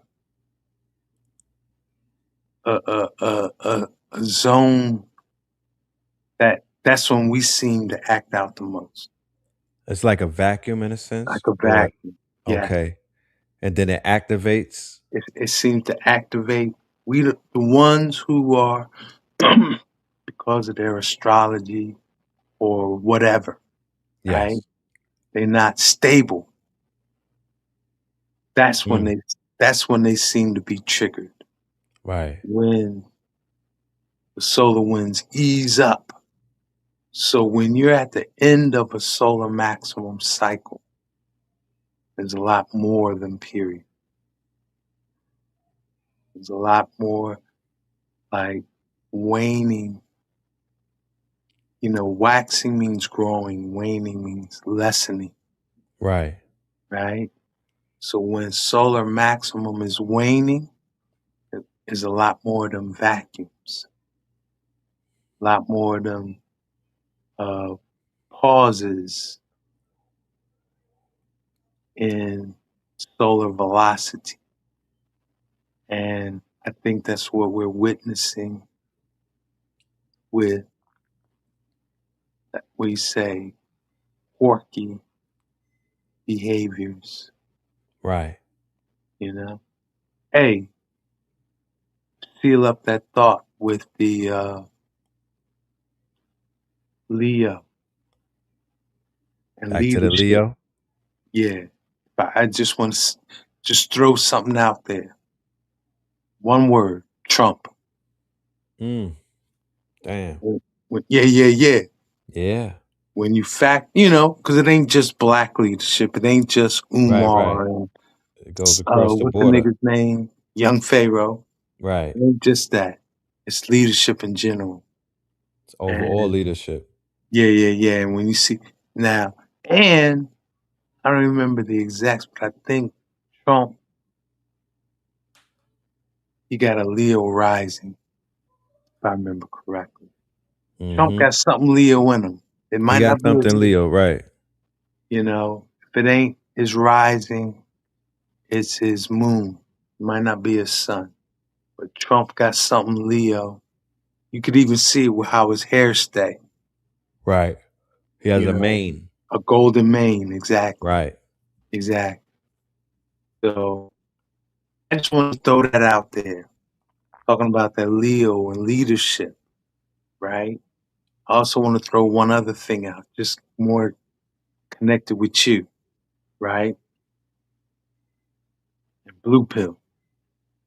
12 years ago, when Jupiter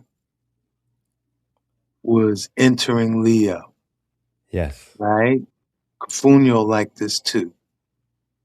Because who was really hot 12 years ago when Jupiter was moving in Leo?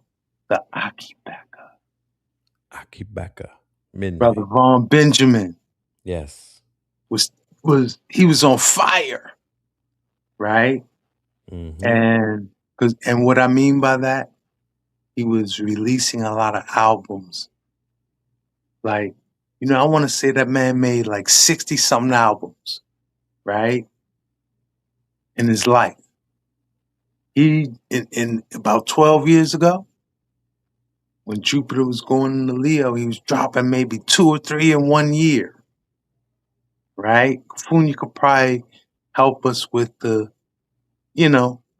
do I know how the man was moving exactly? No. But long and the short of it, he had a big tour lined up in Cali, right? Yes.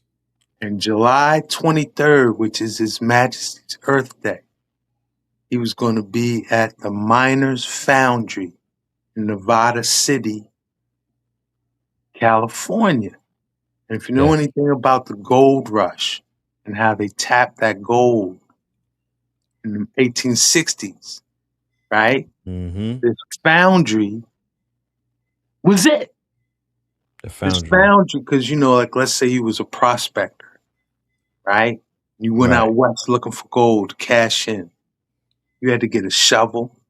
You had to get a pickaxe. You needed the things from the foundry. Right. The foundry provided the resources for the gold Foundry rush. provided the resources for the gold rush. So what that meant was this was a place you could really tap in, right? So the sun, Jupiter were conjunct at 1 degree Leo 12 years ago. On the same day that Akibeka was going to be at the Miners Foundry. Something just told me, like, yo, we supposed to be there. Right. This is one of them fortunate, space-time is creating a fortunate portal that we could step into, right? And who went out there with me? Blue Pillar? Yeah, man. And that's what opened up. You know how the Blue Pillar has been what's the mountain he working with in Cali? Some brethren out there on a mountain. Oh, whatchamacallit? Mount Shasta. Yes. He started doing the retreats on Mount Shasta. Yes. And I know it just opened up a lot for the Blue Pillar. It opened a lot for me. Yes. Right? He speaks highly of that experience. Yeah. Because it was an amazing experience. It was magical. Some of the things we witnessed. Right? Yes. And not just witnessed, but, participated in. Right? Was that your first time meeting Cafunia? No. Okay. But I was with y'all. One of the first times I linked with Kofunya was the first time I linked with y'all. And that was in Right. New York. At that, I think Sonetta. One of the What? lectures. Yeah, it was, we was all vending. Yeah. And Because I will have, Cafunia, we go back to Blog Talk Radio, Know the Ledge Radio days. Cafunia would be our 11:11 meditation. She would do that. yeah. And Rhonda Brown. I don't know if you know Rhonda Brown? I do know Rhonda Brown. Yeah. So, and the Aki Baka, it was amazing. How fortunate am I to say I personally knew the Aki Baka out this month? What? That was my brethren, Yes. you know? That the Aki Baka himself told me, yeah, same works. That was his message to me and the brethren. You know, I be building with a lot, Ras Naeem. Shout He out said, to Ross same Knight. work. He said, same works. Yeah. Don't take that for granted. What? And Cafunia and Rhonda opened them portals for Iman, you know, to let me meet the Aki Baka. Of course, his name was Vaughn Benjamin. Vaughn Benjamin, ladies and gentlemen, from the group Midnight, Yes, who come out of, they hail out of St. Croix, Virgin Islands. yes, And very, very highly decorated reggae artists. I mean, the way that people speak about Vaughn Benjamin is, man, it is with so much reverence. You know, I know a lot of people may not be familiar with that genre of music and who the good brother is. He's an ancestor now, yes. but yeah, Yeah. powerful music. I'm Now, talking about woo. hey, since we are explaining who he is to the people, right? We have to say the word sound Akibeka Yes. is a title from the book of Enoch. Okay? Akibeka is the title. It's a title from the Right. book of Enoch. Ras It's is a the title as well. Rosh is a title, but Okay. that's from the Ethiopian Coptic. Amhara, the Coptic tradition. Rosh just means prince. Yes. Okay? The Akibeka is an angel. Akibeka is the vow, like the one who took the righteous vow of the angelic order in the heavens is the Akibeka, right? So when the man von Benjamin take on the title of the Akibeka, those who know the book of Enoch, which we all should know, we should all know that whether you're Christian, Muslim, or Jew, come out of the Akibeka, the book of Enoch, right? Mhm. And so when that man take that angelic title, his lyrics, I told you the man made like 60 something albums, right? Right. His words took on, when you say, oh, this is the Akibeka, and you listen to the lyrics, and you listen to what the man is sharing with the world, holy cow. So You're gonna make me go yeah, and it's a great day to do that, but I'm gonna have it's to a go through great day that to do it. catalog when we land What this plane. what I would recommend you do, Brethren, Yeah. Any songs now what you need specifically? to do is line up a show with Kafunya Well, Cafunia, okay. But see what we have to know? See, we be having stars in our community who have done important works, and they don't really, they, for whatever reason, we don't see them in that light, right? But Right. Cafunia was the road manager of Vaughn Benjamin at his height, right? She was the one. The first time I seen Cafunia, I didn't meet her. I didn't know who she was. Yeah, no. First time I seen Cafunia was at at a midnight show. She was sitting at a table selling the CDs, right? But Cafunia got such a distinctive look. Once I met her, it was like, oh, I remember seeing her, you Yes. know. But Cafunia is the road manager of Vaughn Benjamin. Yes, And she the is. stories that she could share about, like how I said, I'm lucky I got to meet the Akibeka. Yes. I got to reason with the, burn a spliff and listen to the Akibeka. Wow. How fortunate am I? Can you I, imagine? Can you imagine? can you imagine? Are you familiar with brother Heru Ofari Ata? I met him. Okay. I met him a long time ago. When he was doing spoken word? Well, if it's the Haru, if I'm thinking of we be having different It's brethren different brethrens, right? adorn themselves with different names, Yeah, right? yeah. Mm-hmm. But if he's the Haru, I remember we hosted him for a number of years in what was called, this is kind of tied in with that Sabi thing, the Yeah. Healing Garden Party was a Okay. tradition here in Philly, Yes. started by them ones who were studying up under Sabi. Here, they started that thing probably in the early 80s, my thinking would be, right? So by the time I moved to Philly, it had passed, like, how ones might start a tradition, right?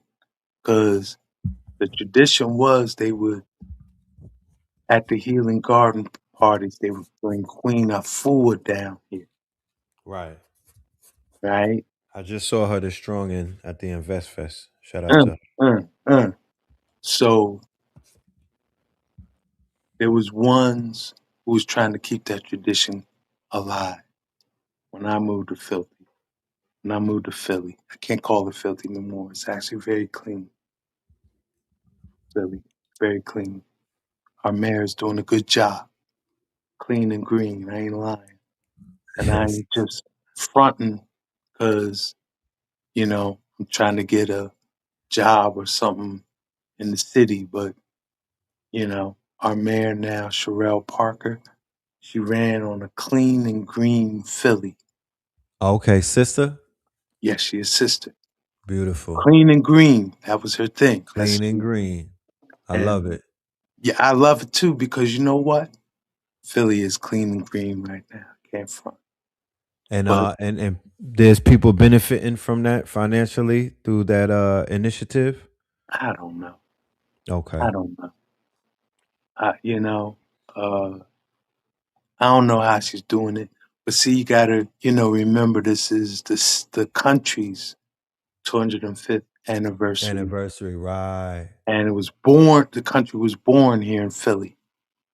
So Yeah. there's a lot of, Philly's popping right now. FIFA, uh, there's just a lot happening in the city, right? And so there's a lot of international and national Eyes. Yeah. visitors, coming in Visitors. here, Right, right? right. And so you know, you always clean up your house before your guests come over, right? Right. And so I think that's a big part of it. And it's all eyes on Philly with that sports move. Oh You know, I'm boy. more so Jalen Brown than the LeBron thing, but that combo is definitely invigorating your city because you have a sports city. When Mm, I stayed in North Philly mm, briefly, I was a mm. guest of Noble and Pooh, right? Yes. And I stayed out there probably the summer of like 2009 or 10. Yes. Let me tell you one thing, bro. And I'm not even a sports fanatic like that. Right. But just being in traffic, like just being outside, I felt the energy Yeah. of the pride of that Yeah. city. And it covered, it went across all racial lines. That's right. Like it did not matter. You feel me? That's right. And I told people before, I said, I encountered a European in Philadelphia Mm, that I have not seen anywhere else. A pedigree and a stock of the European out of Philadelphia that if I took them to Europe when I went to the UK, mm, like 5 of them probably could have took over the UK. Dead mm, ass. They're mm. different. Yeah. Yeah. Yeah. Yes. They're That's different. well. Yeah. I got something to add on to that, but I do just want to mention the sports energy in Philly right now is very electric. And you're Right. right. Even if you're not a sport enthusiast, right? Yes. What's going on with the Eagles, Sixers, and Phillies got the whole city electrified. Like you feel it, the excitement, and I would say the unifying force of Yes. rallying around a team. Because you're right. Rallying. Good Uh, word. Rallying around the teams. yeah, yeah, yeah. Like what do you say? Racial tension, gender tension, whatever circle you Gang running in. warfare. Yeah, all that, all of that. It Y'all was is, a drill city. yeah, it's at a very low frequency, right? Like there ain't a lot of people dealing with that. That's Right. beautiful. That's a great thing to hear, man. Because Lord It's have a great mercy. thing to say. To feel you like I said, Philly's clean and green, the teams got the people unified. This is a rare time in Philly. I lived in Philly, what, at least 37 years since Yes. I've been married. Probably since I moved to Philly in 90. Woo. Okay. So what's that? That's 30, about 37 years, right? Uh, Yes. Yes. I haven't seen or felt Philly like this ever in my time. Like this is the cleanest and greenest and unified, like low crime. Everyone's trying to work. Like one thing I've been, because you know I do be tuning into YouTube and all that, right? Yes. And I've been seeing this trend of one saying people are acting weird. People are not talking and being rude and contrary and polarized, right? Right. It's the exact opposite of Philly. Right Right. here, right now. You walk different parts of the city, ones are going out of their way to say hi. Ones are, they seeing your light and they want to And acknowledge they it. want to acknowledge it. Dope. Dope. Yeah, Cause yeah, look, yeah. I'm thankful to be able to say this, man. that's what I'm saying. And do you remember a time in Philadelphia? I think it was around 2000. No, what am I talking about? We going back to 93, 94, 95. Right after you moved there. We would come from Brooklyn to Philadelphia in the summertime and go to what's that, South Street? Yes, And they had something called a Greek Fest. yes, Yeah. So we would come out there for that. right, That's when I fell in love with Philadelphia. I mean, right. I was smitten. That's also around the time of the rise of what they call neo soul. So I was exposed to a certain type of pedigree of, sister that Good music. I didn't see that in New York. They had the Jill Scotts out there back in those Yeah, days. yeah, yeah, yeah, And they were yeah. big on the poetry. Yes. Like that's around the time when like Love Jones and Spoken all of that. word. Yes. Yeah, spoken word and whatnot. So the Yes. The spoken artistry, word. Yes. The artistry and the spoken word in Philly, it got a pretty deep history. Well, Philly, like what it used to be in the jazz era, in the jazz times, right? yes. Let's say you was a jazz artist and you wanted, you know, back in the day, uh, having made it back in the day was hitting New York and hitting it hard, right? So what ones used to do is come to Philly to, what do you say, sharpen their edge, find a community of creative minded ones that gonna take you to your edge, right? You say you gotta know the ledge, right? So ones would come here, jazz musicians would come here and know their ledge. Take tighten up their skills to be ready to hit New York and hit it hard, right? And so that legacy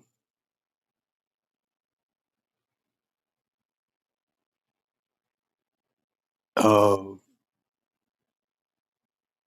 whatever art you're in being, what do you say, sharpened and tightened by ones here in Philly. That's maintained, you know? That that that that has endured through our times, Yes. you know? And we could probably cite many examples of that, right? I would even have to say my life has been a part of that. Yes, Like, yes. you know, I lived a certain way in DC, was at a certain height with my works, but it wasn't until specifically talking about like the crystal, back in the day, I was really just kind of dealing with them crystals intensely. But it wasn't until I got up here to Philly that the Rocks of Ages, I lived in Philly when I wrote and produced that. I ain't live in DC, Mm-hmm. you know? And it was the Philly community that brought that out of me, you know? Yeah, yeah, They yeah. refined you. You would say that they refined your it was a good refinery. It was great refinery. Dope. Because that's one thing, like, they'll show you love, right? Philly, you get Yes, a they lot of will. love here in Philly. But at the same damn time, You got a role to play too. huh? Yeah, You yeah, yeah. they'll show you, I they'll give think, you, but you got a role to play too. You got to show up. yeah, that's, I mentioned that keyword, authenticity. Authenticity, yes. Authenticity. Like, Super facts. you got to really tap into your authentic self to make it pop in Philly, right? And so they help you being comfortable, being authentic is not easy for one. They feel like astrologically, right? Let's say your rising sign, let's say you was born afternoon, you was born at night. And so your sun and your rising sign oppose each other or Yeah. square each other. Square, yeah. It's not going to be easy for you to shine your authentic self. It's like a Or, block. well, your rising sign, they would say, represents your authentic self, right? The point, like all souls enter the eastern horizon, Right. enter the earth through the eastern horizon, right? So Your sun, we've been saying this, your sun represents the mask you wear, what people see, right?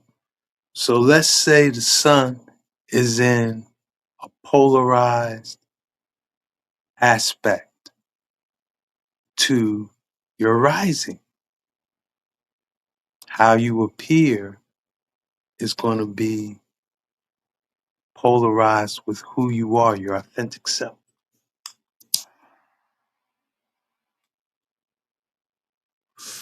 Right? See, I was born at sunrise. My sun and my ascendant were conjunct. So I can't help. And they both have, see, sometimes being able to put on the mask is a blessing. Sometimes you can't articulate what you really feel, what Right. you're really thinking. We misinterpret it, especially if you got some zeal,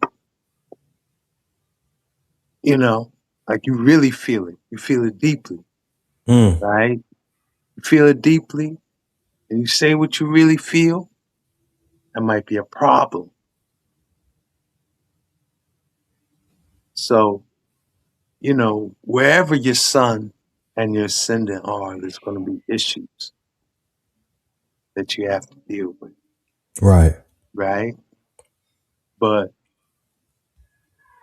if you're born in the afternoon, or if you're born at sunset in particular, Right. right? Where more than likely where your sun is in opposition to your rising.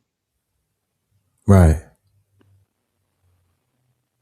It's going to be hard for you to feel like what you are really thinking, what you really feeling. You're going to have problems expressing that shit.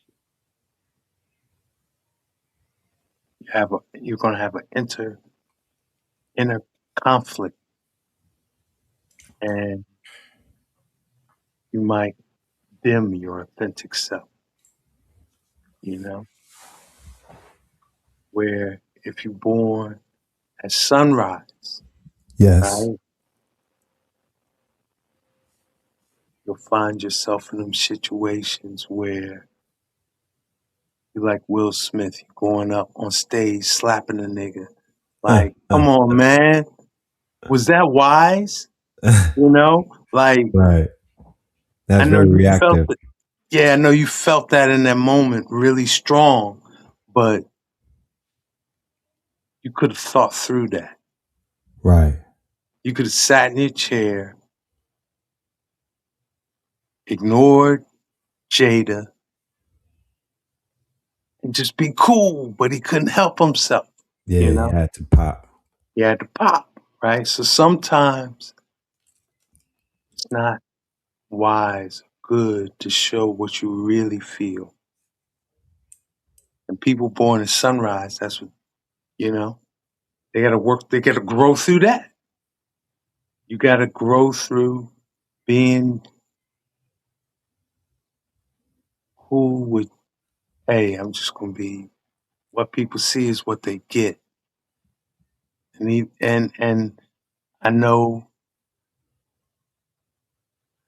some people might not resonate with it, but it ain't for everybody. It is, you know, it's what I am. I was created by God at this time for whatever. So I'm gonna do it. It's what I feel inside, you know. You gotta grow through shit, grow through, you know, that be your lesson in life. You know, if your sun is conjunct, or I would say in the left side of the chart, the 9th through 12th houses, or the 1st through 3rd houses, you know, like being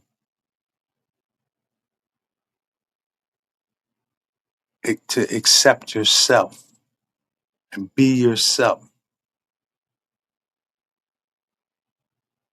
is the dynamic between the rising and your sun. We all got different angles on it, depending on where your sun is, you know? So the ascendant, I would say, is more important than the sun, right? In terms of your soul's growth and experience. And because wherever the sun is, you may or may not carry them lessons on in your next incarnation. When your sun is at that next incarnation, it's going to be them lessons, right? What's carrying it on? The ascendant. That's what you say the transcendent part of us is the ascendant part of us that go from, we say, lifetime to lifetime, right? Is Lifetime to lifetime.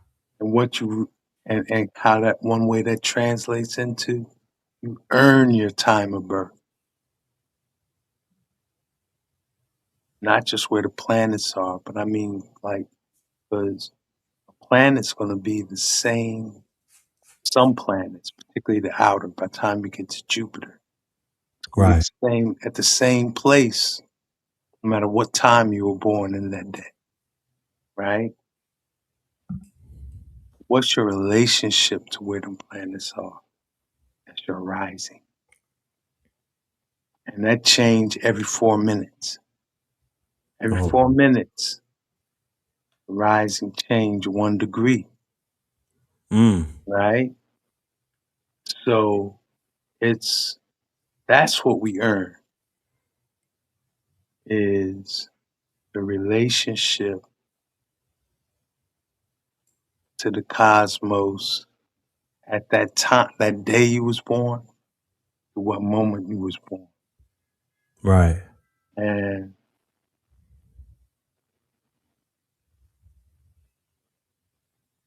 I think with this solar eclipse, and particularly this eclipse cycle that we're going to be experiencing through February of next year, we're all going to have to reconcile what's in our inner world versus what's in our outer world. Right. So authenticity, being your authentic self, like take off the mask and see, and one way it's playing out, I even see it in my life. Let's say one of your close relations is wearing the mask. The omniverse is making them take off the mask. And some people, like, you know how in a lot of African societies you see an African mask, it looks scary, Yes. it look ugly, it's like, what the fuck? Why would you, what's that mask representing? What is that? Right. What's the thought behind that mask? Right. What's the intention? Sad to say, some people, when they take off that mask, that's what you see. You see some ugly African masks looking creepy, scary. Like, what is that? Right. You know? So I think ones might be seeing that, just because they family, they ain't wearing a mask. Nah. Or they in the community, they've been shining bright X number of years or decades. You see Right. the mask. Oh, no, but now they're being forced to take the mask off. Right? Right. We was kind of building on that with the brethren, you know? Yeah. It's like, what? And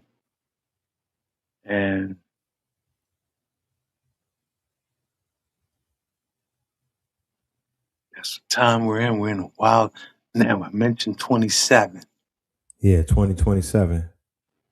Did you mention a solar eclipse coming? Well, it's the Sigui.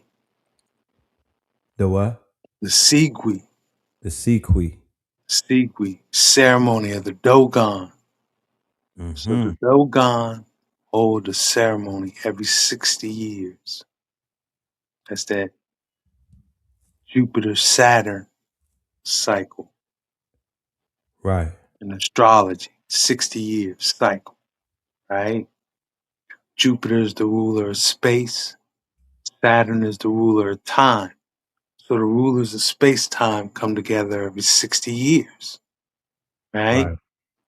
So the Dogon, now we know celestially in sidereal astrology, the Jupiter-Saturn conjunction was in 2020. You remember that? Yes, sir. Okay. So I can't account for why the Dogon Sigui, their account for 60 years, a 60-year cycle. It's coming 6 years later, 7 years later. Right. Okay. I ain't account for that yet. However, the Dogon kept track of the Sigui ceremony for a very important day. It was like their way of counting through the ages, counting Yes. down to a very important day called Tabatolo. Takatolo. Taba, Tabatolo. Tabatolo, the Okay. reuniting, and that was what they called the reuniting of the twin placentas. Oh. Okay, it The has something to reuniting do of the twin placentas. reunite, and yeah, and what it was, if you can decode Dogon teachings enough, right? It was supposed to be Earth aligning with Sirius, and Sirius aligning with the galactic core, Okay. right? Black hole at the center of our galaxy. Yes. That this was going to be a day, Tabatolo, like you wanted to know when this day was coming. And Right. the Sigrid ceremony was all about. It's happening next year, 27, Mm. right? What month? So You know? it's all year. Oh yeah. It's all Wonderful. year. They're going to be doing things. They're preparing for it now in mind. Right. They're preparing for it, right? And so,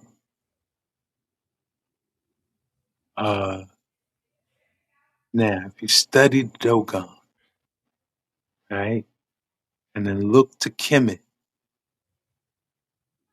like these boys have a temple or a school in the Nile Valley that they were probably refugees from, Right. right? Make that analogy. The city of Thebes, the city of Luxor, City of Luxor. right? The city, we called it Ipet Isut, or we Mm. called it Waset, Waset. okay? This is the city where we would drink our knowledge, where we would eat our information and drink our knowledge, Right. okay? That's the Eat best. eat our information and drink our knowledge. Yeah. That's bars. That's, yeah, that's like if you want to say what was the meanings in Ipet Isut and Waset, right? Right. Why we name our schools that. Right. We tried to translate that meaning into English. We would have to say something like that, like the place where we're nourished through what we learn, place where we eat our information and drink our knowledge, you know? We're That's right. nourished through learning this thing, right? the Dogon more than likely came from this city, right? Refugees, right? And next year, the solar eclipse in February is gonna, you know how like during the solar eclipse, parts of the earth will be under the total eclipse. They'll be blackened. You know, the sun will disappear. Others we might like how I think Philly had a 9% today. 9% eclipse, meaning 93% of the sun was never covered from this angle of the earth, right? Shadow of the moon wasn't cast 100% over Philly. But this eclipse in 27, February 27, it's going to be centered over Thebes. It's going to be centered over Luxor. It's going to be centered over you petty soot. Like I said, this is the school where Dogon learned from. And their Sigui ceremony is aligned with that. What are we going to witness?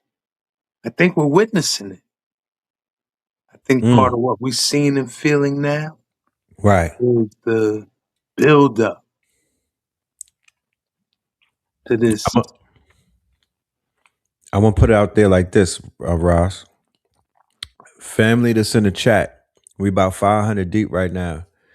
If you've been experiencing energetic roller coasters over the past few weeks,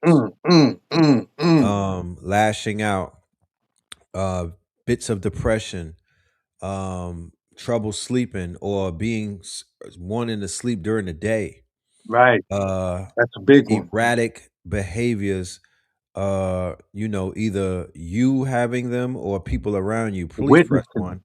Yes. I'm gonna show you. We're gonna utilize the collective, Yes. right? So we don't have to wait for nobody to tell us what's going on. Yes.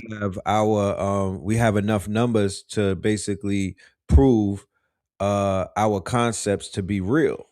Yes. All right. So let's see what comes out of the chat. Give thanks for the collective. Know the ledge. The collective. AT Yeah. aliens out this motherfucker. What? You feel me? What So an it honor. just goes. What an And honor to be amongst y'all today. That's I don't right. take it for granted. Give Yeah, we thanks. don't take it for granted for you being No. here either, Ross, because your energy, your authenticity, that's what I'm saying. You didn't come on this thing with a mask. You didn't come on this thing with a filter. You didn't come on this thing not trying to sound cool, and no, you came up here bearing your soul. And that's what we need right now. We need some authenticity. We need people being transparent, especially during this solar eclipse. We need that. We need that type of energy to shine and whatnot. So thank you for that healing energy. Thank you for everything that you brought to this platform. We're honored to be here with you, the same way that you're honored to be here with us. Give thanks. But this Salute. is not random. AT aliens. That's right. This is not, as you can see from the chat, this is not random. We are all going through this quote unquote transition together. We're going through this portal together. Yes. I had to take off for work for a few days. Look, dreams crazy, tiredness during the day, right? I got 2 hours of sleep last night, right? So this is not random. No. It's not like we're up here talking to ourselves and everybody in the audience is like, what they talking about? Nah, there's a connection taking place because people want to make sense as to what's going on, and you damn sure not gonna find that on the weekly news. You might not find it on social media because of the algorithm, but yeah, we here unpacking this thing right here. So give thanks for being here, my brother. I know that you have a lot of things that you're busy doing in life, but we're honored to have you. Brethren. I've been healing. That's right. That's what I've been busy at, and doing my best to keep Yep. right? I told you I was married for 37 years, right? Yep. You would think 37 years in, like you found you in the right lane on the highway. You just on cruise Cruising. control. Yeah. Nah, bro. I've been having to swerve and drive down the opposing lane and keep all eyes Gotta dip open. through traffic sometimes. Yeah. So, I'm navigating that. And it ain't easy, Yeah, right? well, yeah, we could relate, brother. Yeah. Those I of mean, us it's that what could we all relate. going through. Because it's like, just like what we've been talking about, these seasons are making people have to deal with what's really in the inner world, Mm, right?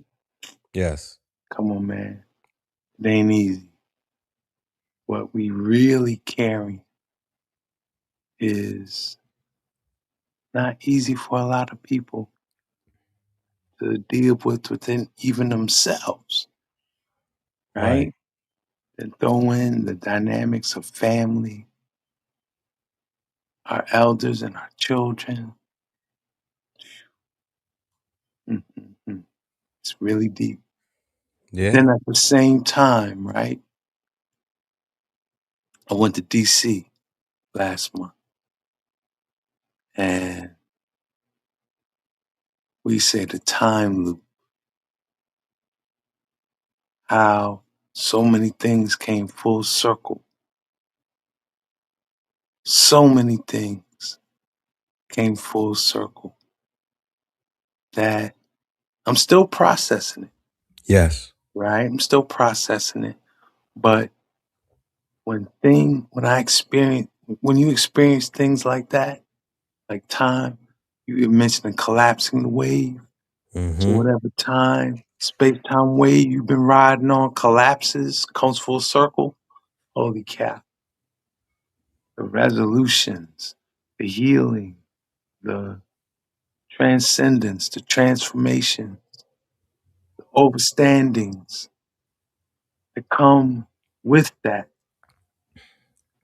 Give thanks. Amazing. And you Amazing. can't script it. The universe got to script stuff like that. You know what I mean? Mm-hmm. Bloodlines got to script things like that. Because it's like you're not only resolving the trauma and the drama in your own life, but the trauma and drama your bloodline went through. And the reconciliation that comes with that.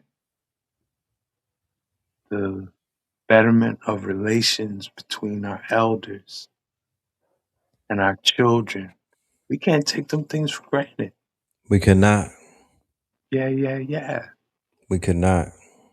Yeah. So that's where we're at in 2026. I did want to mention one other thing about the astrology of these times, 27 and 26, right? Yes. Because the Gregorian calendar is so tricky. When you study like the tricks of time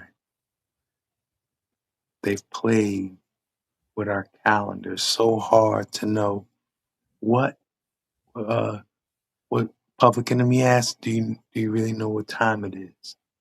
Right? Who asked that? One of them songs back in the day. Right? And nigga Flav Flav used to wear that clock. Do you know what time it is? Right?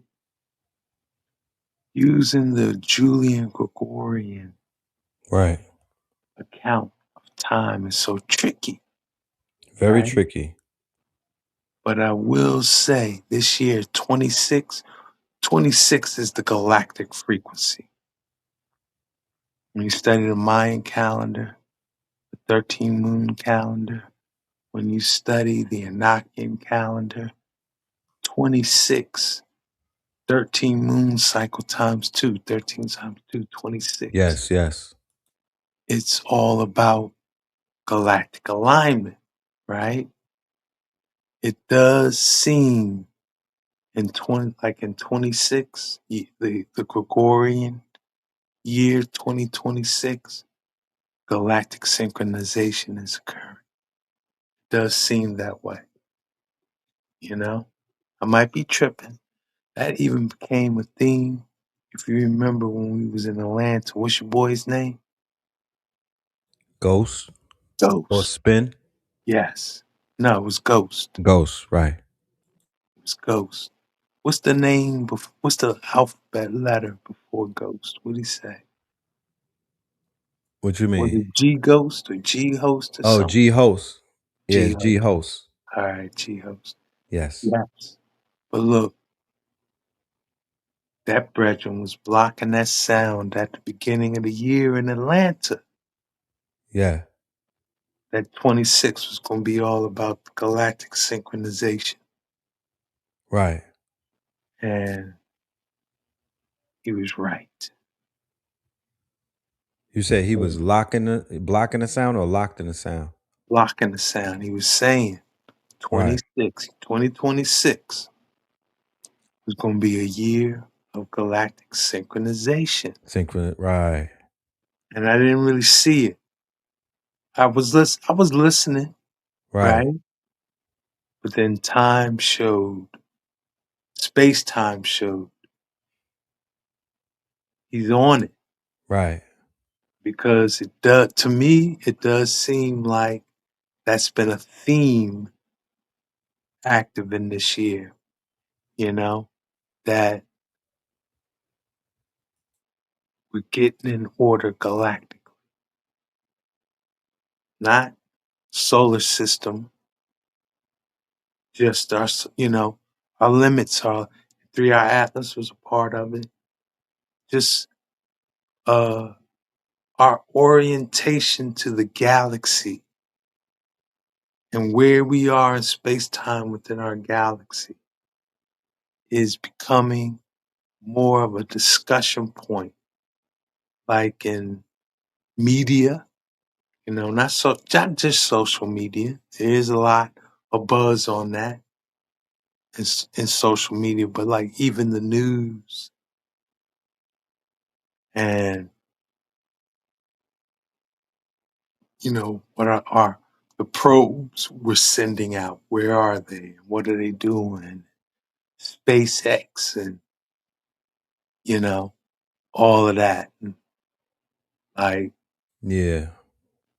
uh Hitting the moon with rockets and all of that. yeah, Crazy yeah, stuff. yeah. Like where we are within our galaxy and why it matters where we are seems to be more active, coming into the awareness of more people, right?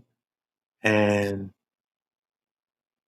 beyond that, like, if I could say, and I might be tripping, y'all see I'm burning a spliff. So do I really know? Who knows, right? But it feels like molecularly,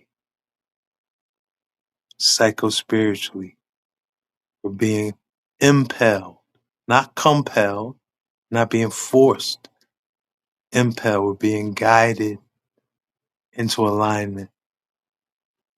Don't it feel that way to you? Some people are a little resistant to it. A lot of people flow on with it. That's what I Yeah. see, you know?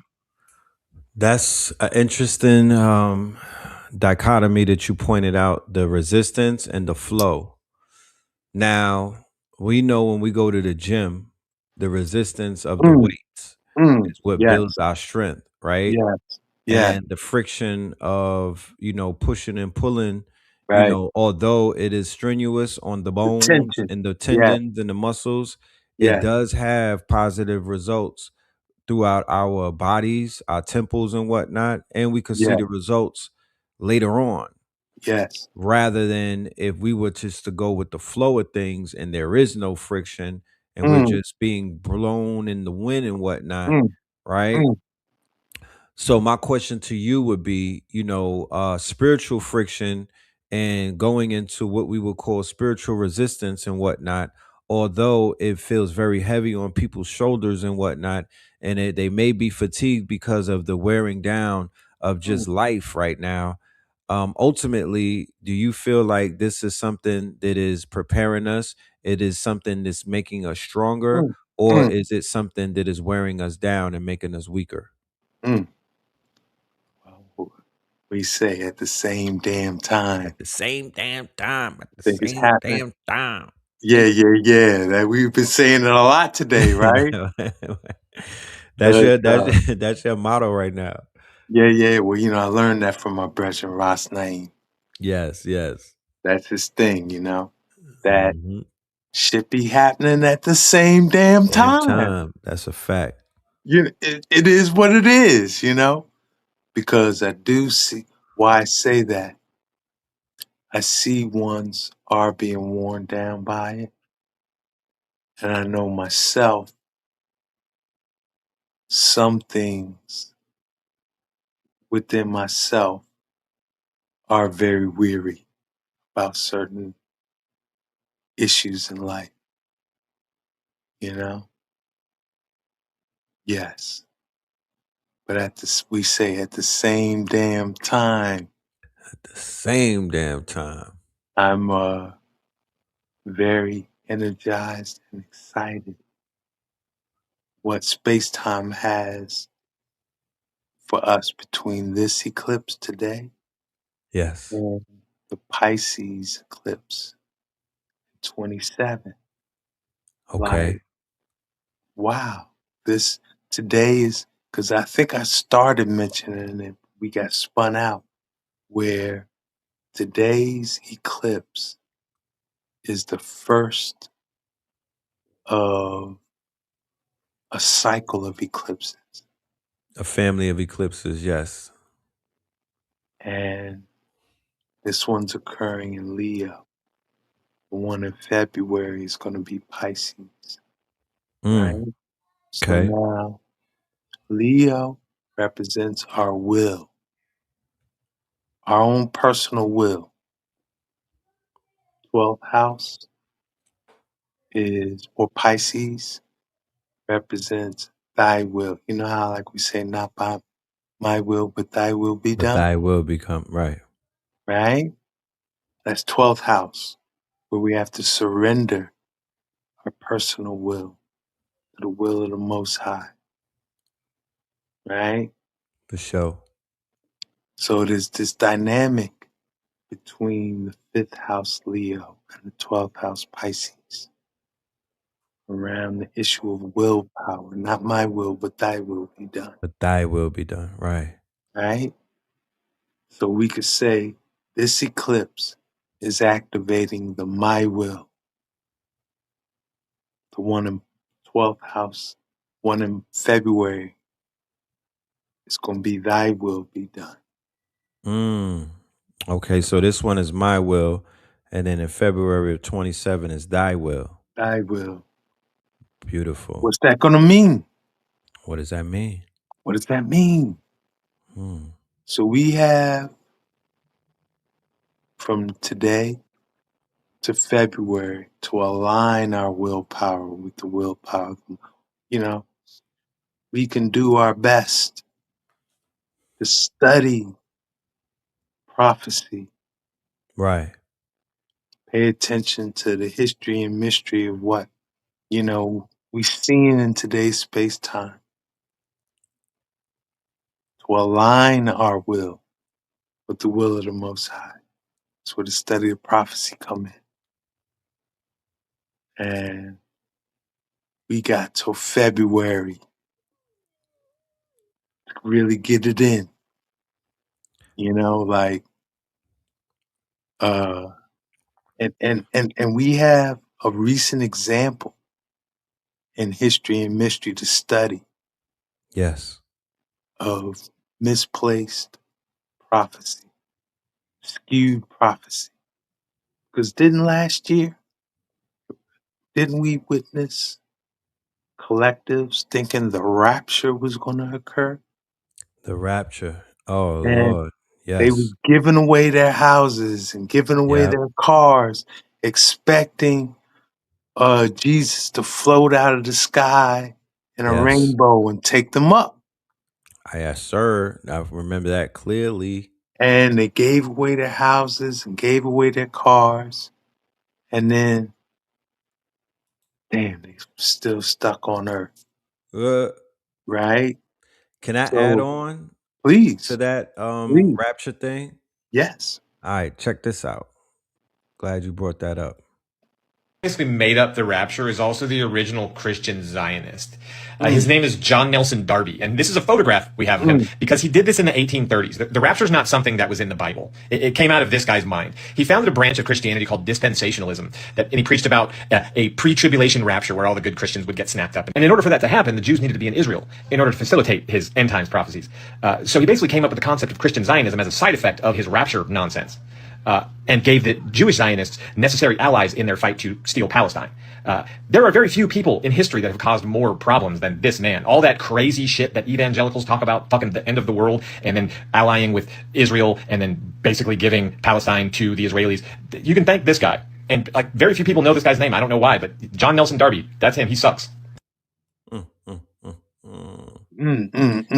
Boy, oh boy. And look, Carol said Darby, Pennsylvania. Yeah, Yeah, I was Carol, just you telling on you it. about that. You was telling, yep. I was So just you want to telling get you it? about Darby, Pennsylvania. It's Yeah, important. very important. It's So, important. do you want to get into that Protestant thing? You know what? We gonna do a part 2. Yeah, we're gonna do a part 2 with that. Ladies and gentlemen, because it's Because the eclipse, I ain't making that no big announcements right now. that But that rabbit hole is laced with landmines. mm, Where you got to really think about what you're saying yes, and how you're saying it, the words you're using. yes, And I love the KTL community, and I love you. we love you back, my brother. I wouldn't want y'all to get blown up because I'm going down that rabbit hole, not paying attention to the landmines. And y'all know Right. what I'm talking about, Right. you know. But one thing I will say about it, what Revelations did say we will be seeing at the end of days is the woman clothed with the sun, the woman Talk, of the wilderness clothed with the sun, talk about it. who's going to wrestle the deceivers of the nation and throw them in a bottomless pit, bringing about 1,000 years of peace. Okay? And I do Mhm. think we're witnessing that today. Indeed. And the name I'm about to say is a controversial name. Might be a lot of ones in the, what do you say, indigenous, conscious, black community, whatever label you Right. want to put on it, who's polarized against this person Right. because she married who is assumed to be the enemy, right? Right. Right. They polarized with that, and just a lot of, right? Her politics wasn't In uh, alignment. in alignment with the politics of our community, meaning she wasn't a Democrat. Right. She was on that right wing Republican tip. Right. And I'm speaking, of course, of Candace Owens. Right. I do think Candace Owens is the woman of the wilderness clothed with the sun who wrestles with the deceivers of the nation, and she's wrestling with these niggas now. Right. And if you following her, you are watching her throw the deceivers of the nation in the bottomless pit. And what they mean by the bottomless pit, we was just talking about it. The galactic core. The galactic core is where time, space, energy, and matter are all the same thing, all the same place, all the same time. It's called a singularity, Right. right? Right. And so if Tabatola is coming, the reuniting of the twin placentas, right? Yes. And we align with and we interpret that right. that it's all about our sun, our solar system, Sirius, and the galactic core aligning. That's the bottomless pit. Mm. Time, space, energy, and matter. Because they what do astrophysicists call it? A black hole. Right. But Black it's really hole. a black star. That's right. You broke Really a that black down. star, Yes. right? But its relation to space-time, it appears like a hole, like an abyss, Like a right? bottomless pit. Like a bottomless pit. That's what it appears like. What's the relationship between that and the third eye atlas? Well, I think Third Eye Atlas. Prior to Third Eye Atlas, most astrologers, most people that did study the stars, were their perspective Right. of what didn't go beyond Pluto. Right. Their perspective didn't go beyond Pluto. Pluto. Right. Their Stop there. yeah. Three Eye Atlas has made us have to calculate for the Kuiper Belt, for the galaxy, where it was coming from within the galaxy, where is it heading to? It's a galactic. It ain't bound to our solar system through its gravitational relationship with the sun. And so if you calculate Three-Eyed Atlas and study it, you gotta think galactic. So Three-Eyed Atlas helped us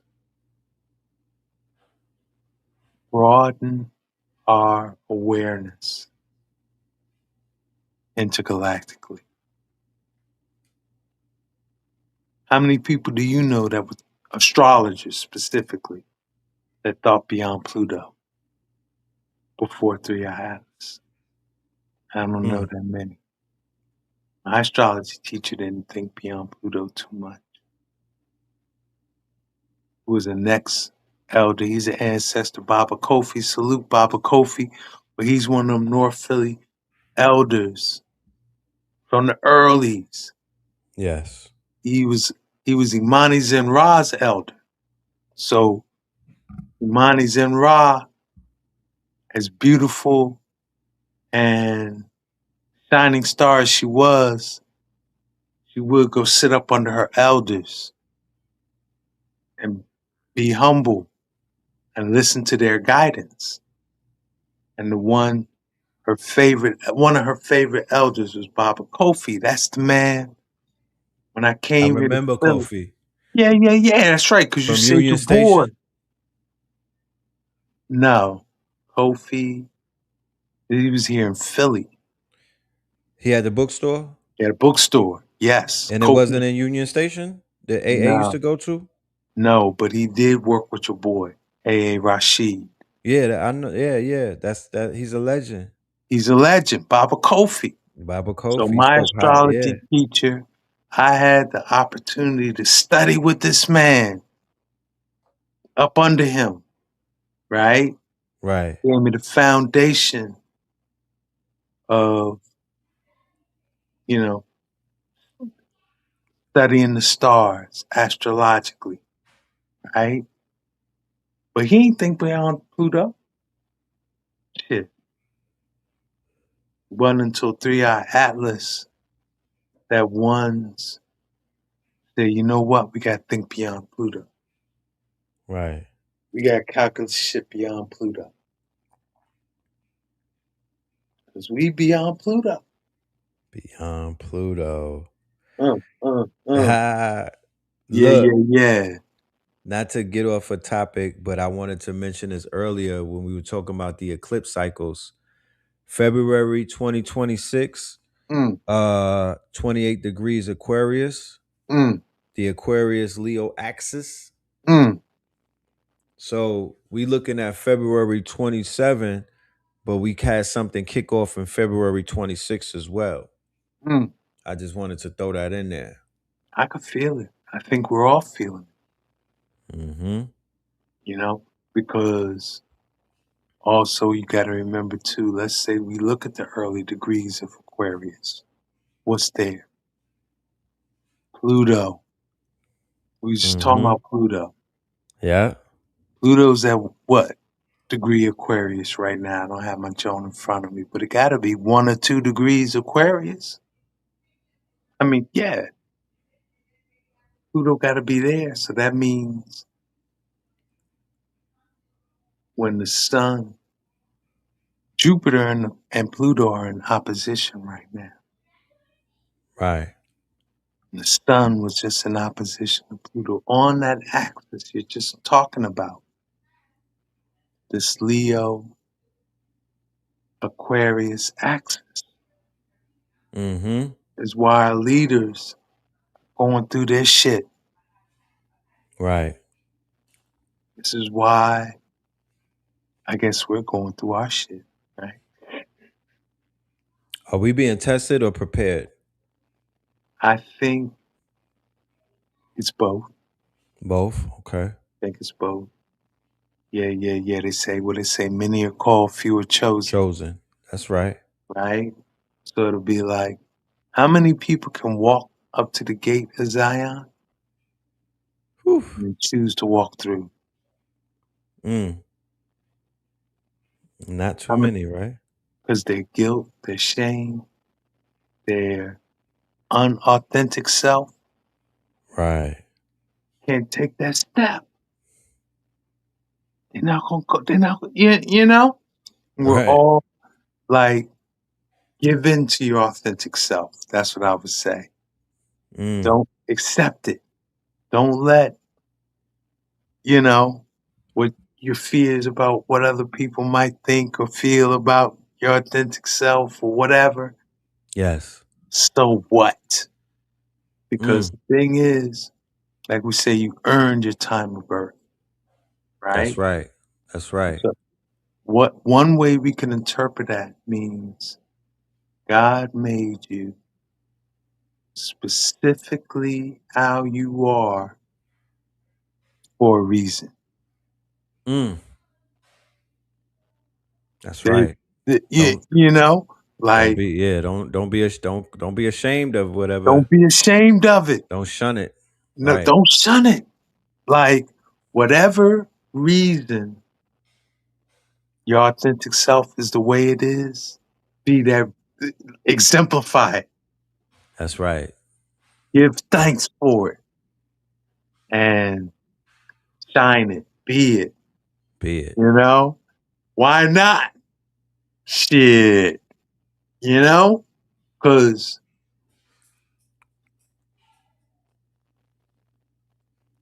when, again, I'm reflecting back on my 20s and 30s. Yes. When in that Schwarzenegger movie age, the Terminator and Escape from Mars and all that, right? We had such a scary dystopian. That's been a big theme for this year too. Yeah, very big. We had such a dystopian apprehension of the future. And be able to say, you right here, right now, you a KT alien in 2026? How blessed are you? All right. You are here. Fortunate are you? Right. That's right. Like, don't take it for granted. Do not take it for granted. And,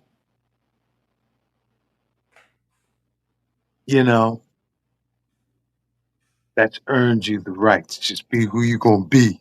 Shit. Definitely. You right here, right now, in this space-time, be your authentic self. Right. Because you made it this far. So you might as well be who you are. Exactly. If it didn't serve you, you wouldn't be here. Exactly. Yeah. So shine. Exactly. Wouldn't be. So. Facts. Yeah. That's what we so gotta share on the eclipse like this. And what's inspiring on the eclipse today is the beginning. Right. This is the my will The My Will. The My Will, the Eclipse in Leo. Dope. And I would say the best thing to do with my will is to have the intention to align it with thy will. Okay. Align your will. With the will of the Most High. And how do we, like, if you say, what keyword will we be activating to do that? Service. Right. Helping your community, helping your family, seeing yourself more than just an individual, and doing for self. Right. Be of service. Help your brethren, help your sister, help your mama, help your baba, help your children. You can't go wrong. You can't go wrong with that. And if you get to February, right, for the thy will, we serve right, and we do right. From this eclipse to February, give thanks. It'll be interesting what we harvest in February. Yes. Tucson's in February too. Yeah, Tucson Gym Show. We Yeah, gotta make that yeah. happen. This February. Yeah, that's a ritual for Yeah. pull that off. So, yeah. Because So as I why I see it, mention that, right? I do think it's important for us being the, we say, indigenous Black community of America. It is important for us to be present at those big global convergences. yes. Because those gym shows are in, like, if you take the shine of the gems out of your eyes, Yes. just look at it for what it is. It's an international convergence. It's people from all over the world coming together for a common love, and that's the love of the earth. Okay? Right. And so you'll meet who we meet and interact with at these international convergences for the love of the earth. It's important. It's important. Like, don't take our presence for granted. Don't take our contribution for granted. Don't take our presence for granted. That's right. Things matter, right? It matters. It matters. I It promise does. you. It matters. Yes, it does. It matters to the earth. If there's, like, if you know how we want to make the world a better place, right? It's through building community in them places. Yeah, Right. that's like that. I know, because there's a brethren from Hawaii.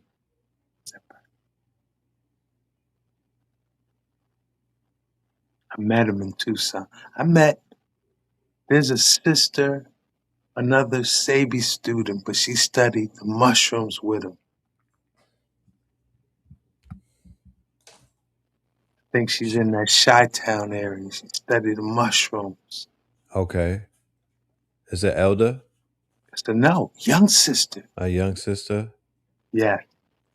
Out of the Shy? I think so. Acacia? That might be her. That sound right. Yeah. These are the type of ones you'll meet at them gym shows. Oh yes, Acacia. I believe it was Acacia Lewis, and I Yes. met her. We met her at the psychedelic conference, and then Yes. she came out to the gym show. Yes. Yeah, she's rare. She's Yeah. definitely one of them ones. One of them ones. Mm-hmm. You meet all kinds of ones who, like, if you want to say, you communing with them, you relating with them, it's making the world better. A better place. You seeing the bright future. You seeing the bright future we all want to see. Right. You meet them ones, them kind of ones at events like that. You know, walk away with a jewel or a gem you can keep in your pocket to remind you of being in that space time. You know, that you Right. might share with another. You might just keep for yourself. You know. Yeah, Mm, yeah, yeah.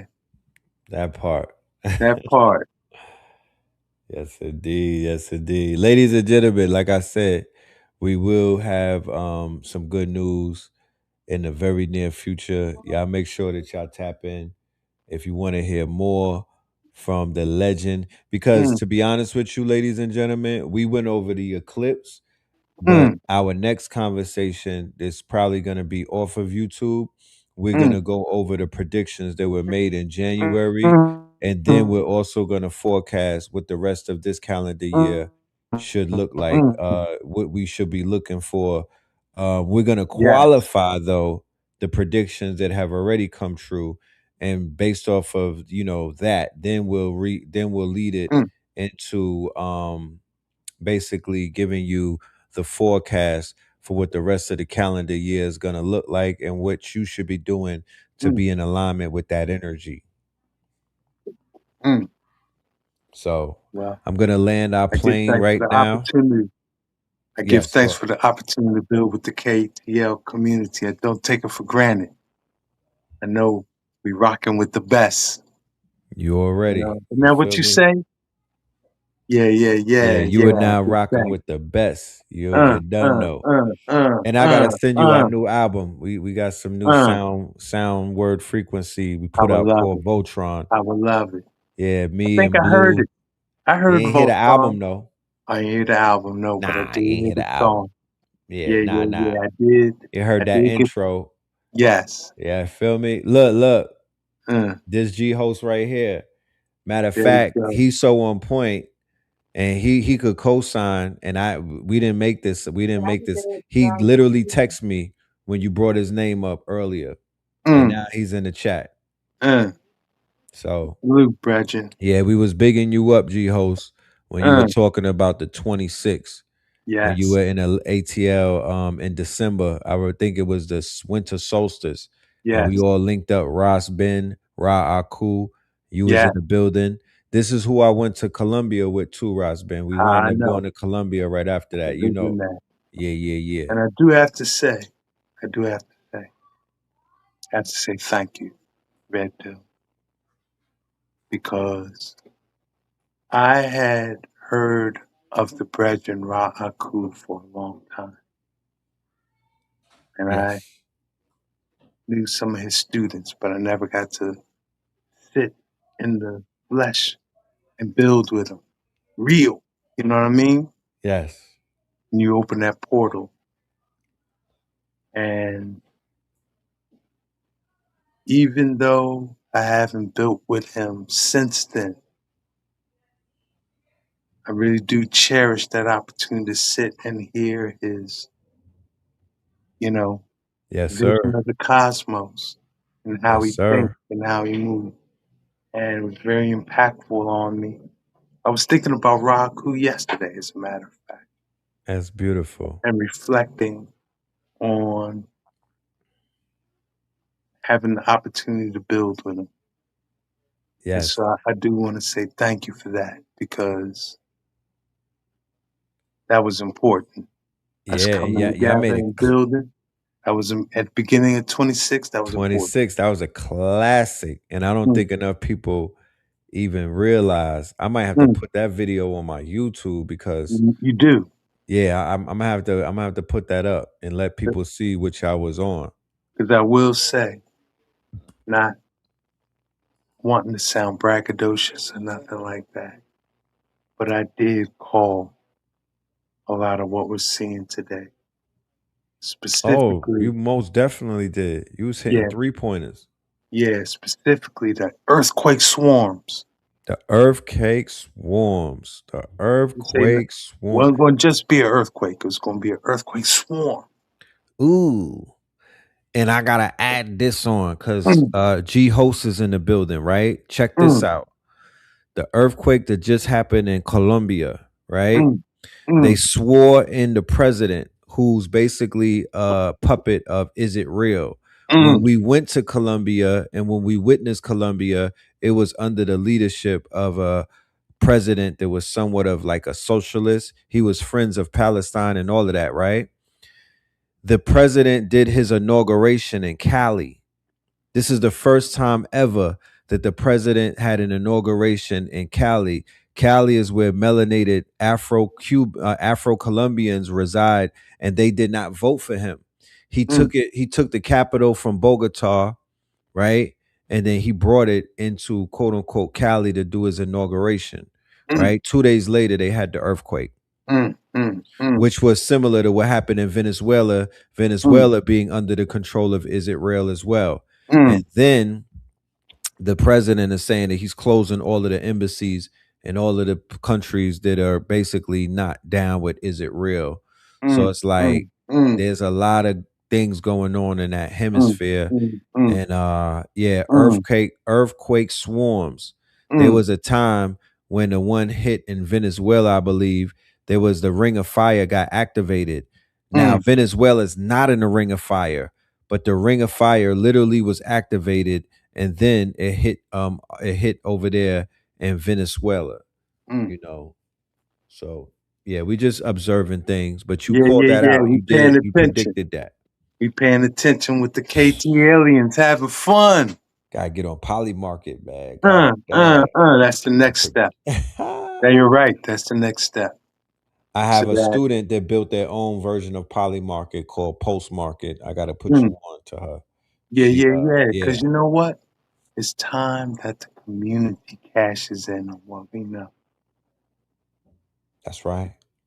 Not just, one nigga hit the lottery. No, Right. we build in this, what they call it, the something market. The, Hmm. what they call that market?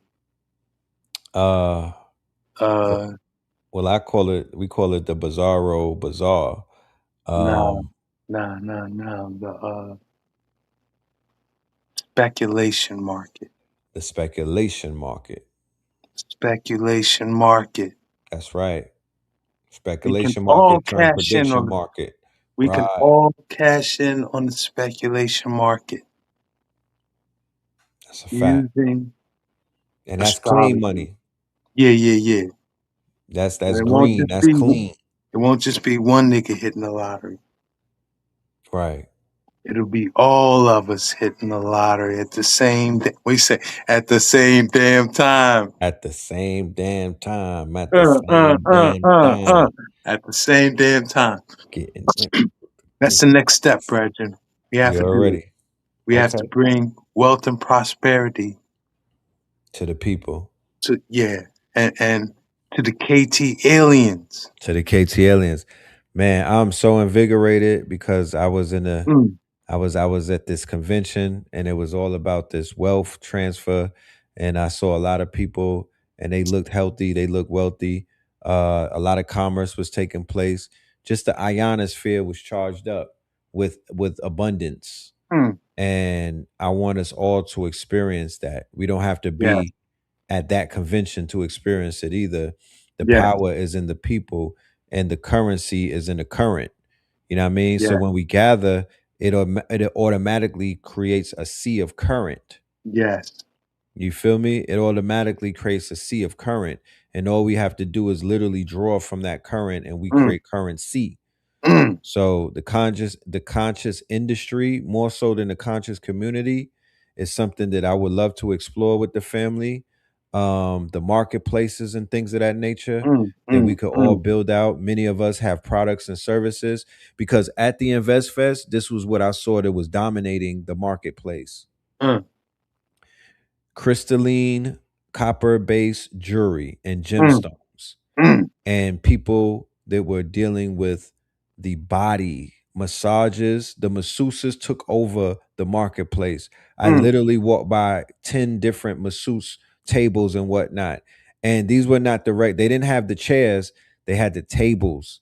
They had people laid out in their underwear getting quote unquote healing hands. I had a session on Juneteenth, and there was like the sound system on Juneteenth was so perfect, right? We were in Piedmont Park, and the sound system was so it was just like you could hear it crystal clear miles away. So when they was working my body and I was screaming, nobody heard me. That's how much they was going in on my body. It was a lady from Chicago. She was hitting parts of my body that I had no idea that I even had feelings in. And I wasn't yelling out of pain or nothing. I was just yelling releasing the tension. like when it feels good, it feels good. Like hey, I'm not gonna withhold Right. Yeah. But they didn't have enough music loud in the Invest Fest, so I walked past them tables. I was like, y'all not about to have me yelling up in this bitch. I'll catch y'all. Yeah, give me your card. I'm gonna catch you in your but yeah. Self-care.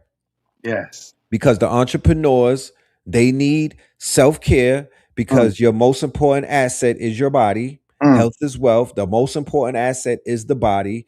The people who are running around doing stocks and doing all, they don't know that's not their profession. That's not, but they're more than glad to pull up and get the type of self-care that they deserve, so they could go ahead and enjoy their resources and their families. And then when it comes to the jewelry, so many people are turning to the stones and to the copper in places that I've never thought that I would see that. And that's how it's taking place. Interesting. Yeah, wellness centers. The wellness industry hit $1 trillion and surpassed Big Pharma the other day. I'm just throwing that out there. And there's so many different forms of wellness. You don't have to saturate. It will not be crowded, because there's levels of wellness right now. There's wellness centers. There's diets. There's way to show people how to eat. There's these sound bowl healing. There's so much. I mean, I'm not telling everybody things they don't already know, but I would say to the family, know your worth. They need you more than you need them. So with that being said, I'm going to end this transmission. It will be continued. We will be bringing some good news to the family.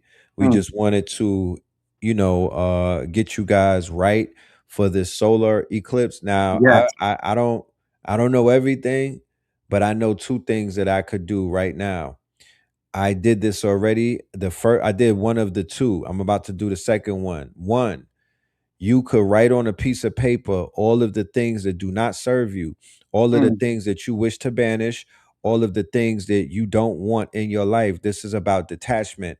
This is not about manifestation right now. This is not about manifesting a husband, manifesting some bread and whatnot. This is about detachment. This is about letting some things go. Let it go. You burn that paper, preferably outside. Don't do it in the crib. You don't want to smoke it up. And then, of course, the second thing that I would suggest is a bath. And you are open to put whatever you need to put in that bath, but this bath will be the equivalent of the burning or the purification.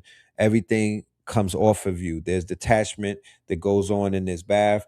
There's relationships that you might want to let go of, friendships, frenemies, all of these things. Paper in the water, fire in the water during this solar eclipse, amongst some other things, but not manifestation right now. You don't want to start anything. You don't want to start no business right now. You don't want to cut no hair right now. you know, I mean, you might want to detach from the locks or the fro or the Caesar. I don't know. But, you know, new things are not recommended during the eclipse. Mm. So I'll just leave it Thank at you. that. Give thanks. Yeah. That Epsom salt bath. Mm. Yeah. That blue lotus in the bath and all of that. You know, the patchouli oil and Mm, that part. mm, mm, mm, Yeah. mm. I would recommend that. But yeah, man. And it's also a new moon as well. Yes. And there's an alignment of the stars. Yes. That's also going on. If you Yeah. have the trajectory to see that, I would Yes. definitely say, yeah. If I were anybody out there, it's the Perseid meteor shower tonight. You could Mm, stargaze and whatnot. Play some sound bowls. Play the Voltron album. This is mm, definitely the night to tap into some bars mm, and to some mm, high frequency music and whatnot. mm, Scan that QR code that, right over there that says KTL in the middle.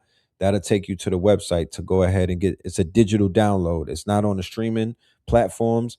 It's from it's straight to the it's from farm to table, you know what I mean? mm, Direct to consumer, ladies and mm. gentlemen. So yeah, with that being said, do you have any words that you want? And make sure to support the good brother Ross Ben. That is his cash app right there with the money sign in front of it. We haven't seen our brother in many, many months. This is a great way of telling him that you miss him. This is a great way of letting him know that he is on the right path and whatnot.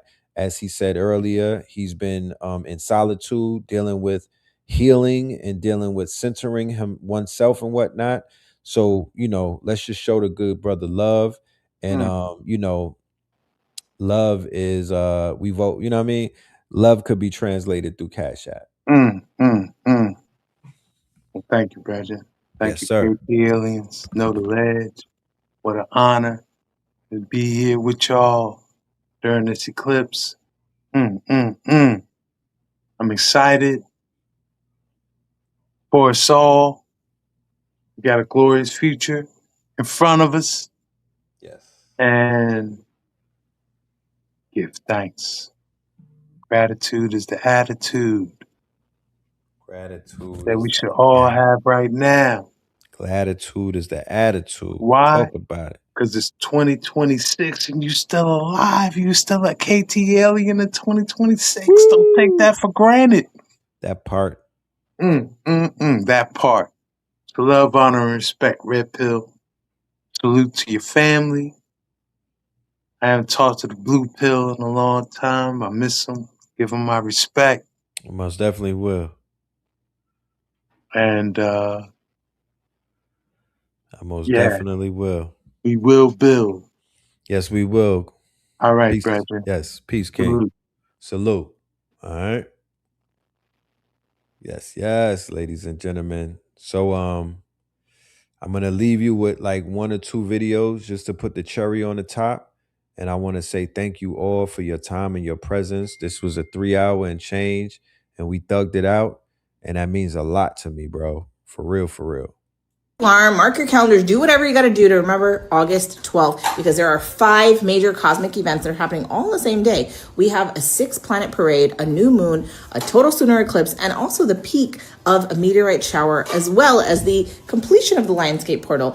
Yep, you heard that correctly. August 12th is packed. It's so packed. And if you want to go much deeper into how to work with the energy, the symbolism of the new moon, the eclipse, I have a new moon masterclass that you can get instant access to, and there's a link in my bio for that. So let's talk about what's happening on August 12th. First, before sunrise, we have a 6-planet parade that is Jupiter, Mercury, Mars, Uranus, Saturn, and Neptune. They're all going to appear across the morning sky. Now, they're not literally forming a straight line in space. It's just the alignment and how we see it from Earth. And some will be visible with the naked eye, and others are going to need like an optical assistance, a telescope or something to actually be able to see it. We also have a new moon in Leo. And this isn't just any new moon, because this new moon in itself is part of a total solar eclipse. That night, the meteorite shower is also going to reach its peak.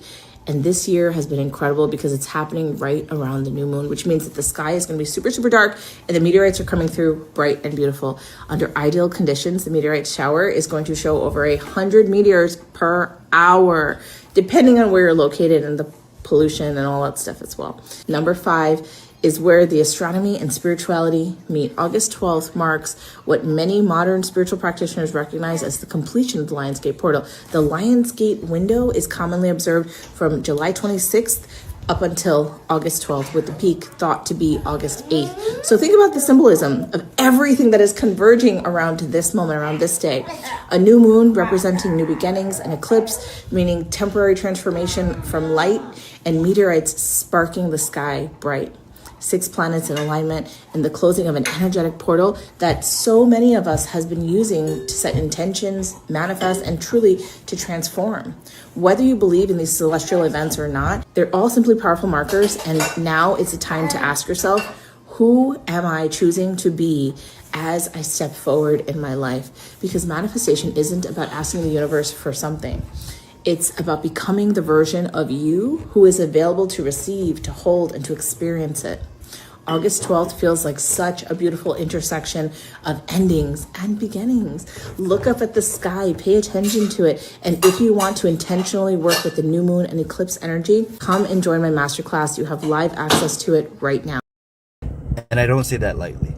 There's a total solar eclipse in Leo, and it's not a routine one. August 12th is going to be the most life-changing day of 2026, and I don't say that lightly. There's a total solar eclipse in Leo, and it's not a routine one. It's the first eclipse of a brand new cycle, the first in almost 20 years. This one doesn't nudge your life, it redirects it. Every sign feels this, but if you have Leo, Taurus, Scorpio, or Aquarius anywhere in your chart, you're getting the heaviest version of this. Here's the part nobody prepares you for. If you've been feeling stuck, this eclipse is exactly what you need, exactly what you asked for. It sets off a 6-month transformation that moves your life in a completely new direction. A lot of you are going to have to walk through something dark to get you there. The days before and during this eclipse, old wounds come back up. Relationships you thought were over. Things that you buried years ago that suddenly won't stay buried. Your emotions, they feel volatile. Lonely 1 hour, angry the next, numb after that. You're not falling apart. You're being emptied out. Think of the phoenix. It doesn't rise pretty. It burns first. This is that. This is the dark night of the soul. And it's happening because you can't carry 20 years of baggage into the life that you've been praying for. So what's coming up right now isn't punishment. It's purging. Old cycles, old pain, old versions of you that were built to survive something that you're not living in anymore. It's all being pulled to the surface so you can finally set it down. And you're going to notice that you're looking around at your old life differently this week. Seeing what you don't like, what you've settled for, who you've been tolerating. That's the eclipse showing what's leaving.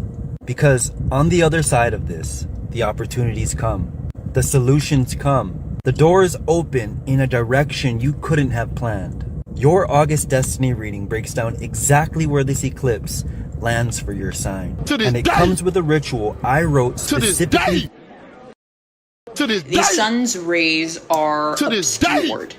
And eclipses are full moons and new moons on steroids because they are lunations that occur. So eclipses are kind of when all hell tends to break loose, okay? If I haven't seen you since yesterday, you don't know who I am because I'm an entirely different person at this point. I am living multiple lives within 24 hours. Happy eclipse week. Happy eclipse week. Happy solar eclipse in Leo, right? Let's talk about the anatomy of a solar eclipse, okay? So because of the very magical geometry between the Earth, Moon, and the Sun, a solar eclipse is when, from our place on Earth, the sun's rays are obscured. And eclipses are full moons and new moons on steroids because they are lunations that occur with the nodes. This is a solar eclipse. that is conjoining the south node in Leo. And the lunar nodes are basically points in space where the moon and the sun's path cross each other, okay? Eclipses happen when either the moon or the sun are overshadowing each other, obscuring each other's light, right? So eclipses are obstructions of the sun and the moon's energy. And when the light from the sun or the moon is temporarily obscured or overshadowed, the sun is about our self-expression and how we manifest our life purpose. It's the source of our individuality, our core life force, our core life essence. It is our self-image. These things are drained because this is where the south node is. The north node really magnifies the sign that it's in, and the south node almost spirals and breaks down the sign that it's in. And together, they represent the directions of destiny that are currently activated, right? So right now, the south node is really breaking down the significations of Leo, which is about how we exert ourselves, how we receive power. And so this week, you really might be thinking a lot about giving up. You might be feeling like you're being pushed past your natural limitations. And perhaps you're almost really tempted to entertain the possibility of the easiest way out of whatever tension or stress or problem that is being eclipsed, right? Whatever is coming to your vision right now, coming into your field that feels stressed, that feels magnified, that feels over the top, all right, this is going to be your eclipse cycle story. And this is going to be something that plays out over the next 2 years. Let me tell you something, soul family, black sheep. The game has shifted. We are now in a heightened timeline. Opportunities, synchronicities, an electric energy in the ether, CERN being shut down. This is our time to quantum leap. I promise you now, this is our time to quantum leap. What you've been waiting for, what you've been desiring, what you want is all available for you if you're ready to claim it. But you gotta know that you are anointed with the Christ oil. You gotta walk like Jesus, like Joshua. Everything in your environment you've got to handle as if you was the Most High. Understand, understand, overstand, you're a fractal of God. This is your time to lead your family, to cut the karma that has been following you for so long. Take advantage of this 888 Lionsgate portal and this eclipse tonight. Watch it with no glasses on, no UV protectors. Babylon are trying to stop you from getting them light codes. I need you to comment black sheep if you resonate with my energy. I'm going to take you on a 7-day upgrade on August the 24th. Live every day. This is for the ones that are feeling my cool. This is for the ones that know that everything is shifting now. We are in a high vibrational portal. Bruh, you heard the bruh, right? You heard the bruh, you heard the sis. Now is the time. You feel me? Now is the time, y'all. Let's take full advantage of it. You smell me? Yeah. Got the gods excited as I'm strapped up in my captain's chair. Autopilot, spacecraft, I don't have to stare. It's called arrival. Pass through natural wear and crack the atmosphere. The daddy's here. Them tinfoil hatters that were gathered there just clapped in chairs. Left the faculty at NASA scared. Donald Trump started acting weird. He just sat and stared. I hit up Billy Carson for a chat. We're galactic pair. Grab the bear. Acid in the chalice full of dragon tears. Cone-headed, 12-foot giant with the gold melon. Native suit. Ants-eyed Christ that the Catholics fear. Universal soldier. A little bit of sound, word, frequency before we land the plane. Like I said, that Voltron album is waiting for you. One of our best works of art in a very long time. Make sure you tap into it. It is definitely a paradigm shifter and, in my humble opinion, album of the year.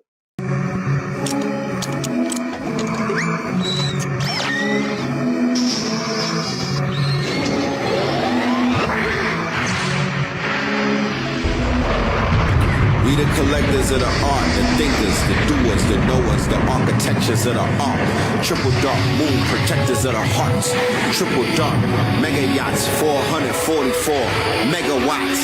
Firm biz, nature, Foxy, AZ, Don Escobar, moving megatons, mega bucks. 444 megatrons, they call mega bus. Went from Sega bus to a mega bus as we embark upon a hero's journey. Opening scene in Carlito's Way, laid out on a hero's journey. Staring off afar into the canopy of stars, until it landed me on Mars. Mama, my third eye active, cat. Seventh heaven opened up the third eye atlas. On the third eye Thursdays, Voltron formed with bird's eye wordplay. Via the third eye persons in third grade. Revenge of the blurred days, the big Mensa, mixed with the elixir Serpenta. Welcome to the center of a mentor. Got the clouds excited as I'm strapped up in my captain's chair. Autopilot. Spacecraft, I don't have to stare. It's called a rifle. Pass through natural wear and crack the atmosphere. The daddy's here. Them tinfoil hatters that were gathered there just clapped in chairs. Left the faculty of NASA scared. Donald Trump started acting weird. He just sat and stared. I hit up Billy Carson for a chat. We're galactic bears. Grab the bear. Acid in a chalice full of dragon tears. Cone-headed, 12-foot giant with a gold melon. Native suit, ants-eyed Christ that the Catholics fear. Universal soldier, the predator. You travel in the galaxy for challenges. You clash with me, I'll scrap you there. Hey.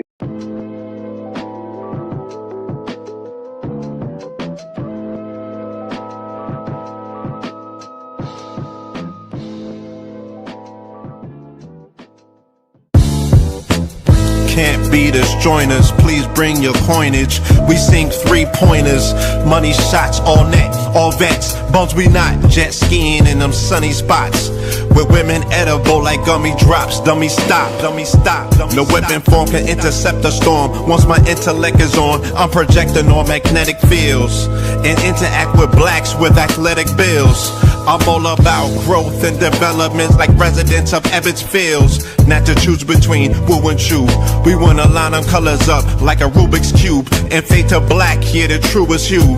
When you say the black man is God, who you alluded to? The usual, Clarence 13X, a worthy guess. The words expressed come from the word in flesh. Elijah M, the NOI versus Leviathan. Messiah sent from the heavenly branches. 7 P's from since G-Dub cut down the cherry tree.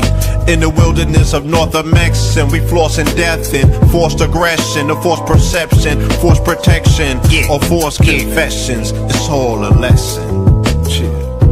The sorcerers from Corsica, killer tonics, sticks and drums like the Philharmonic Orchestra. You niggas still playing harmonicas from officers, fabric softener. Jive turkeys popping 5 perkies, playing with keys, the Scotch stores type. For that soft white, we could've caught life, just being forthright. First class on my 4th flight, popping out like Fortnite. Every night we lit like Porsche lights. The meek shall inherit the earth, oh yeah, they're scorched type. And these niggas, they some hoes in these streets. Me, I'm 10 toes in these streets. They lost their souls, niggas got holes in their feet. Shit, I'm just worried about the craft and how to perfect it. Not worried about the craft, yeah, that's out of perspectives. Focus on the chip like I'm Robert Kraft, and then how to protect it. It's the waves of the oceans. Get to the money, nigga, save your emotion. Descendant of the slaves in the graves in the oceans. Mastermind that the waves is in motions. These niggas, they addicted to the folly, addicted to that molly.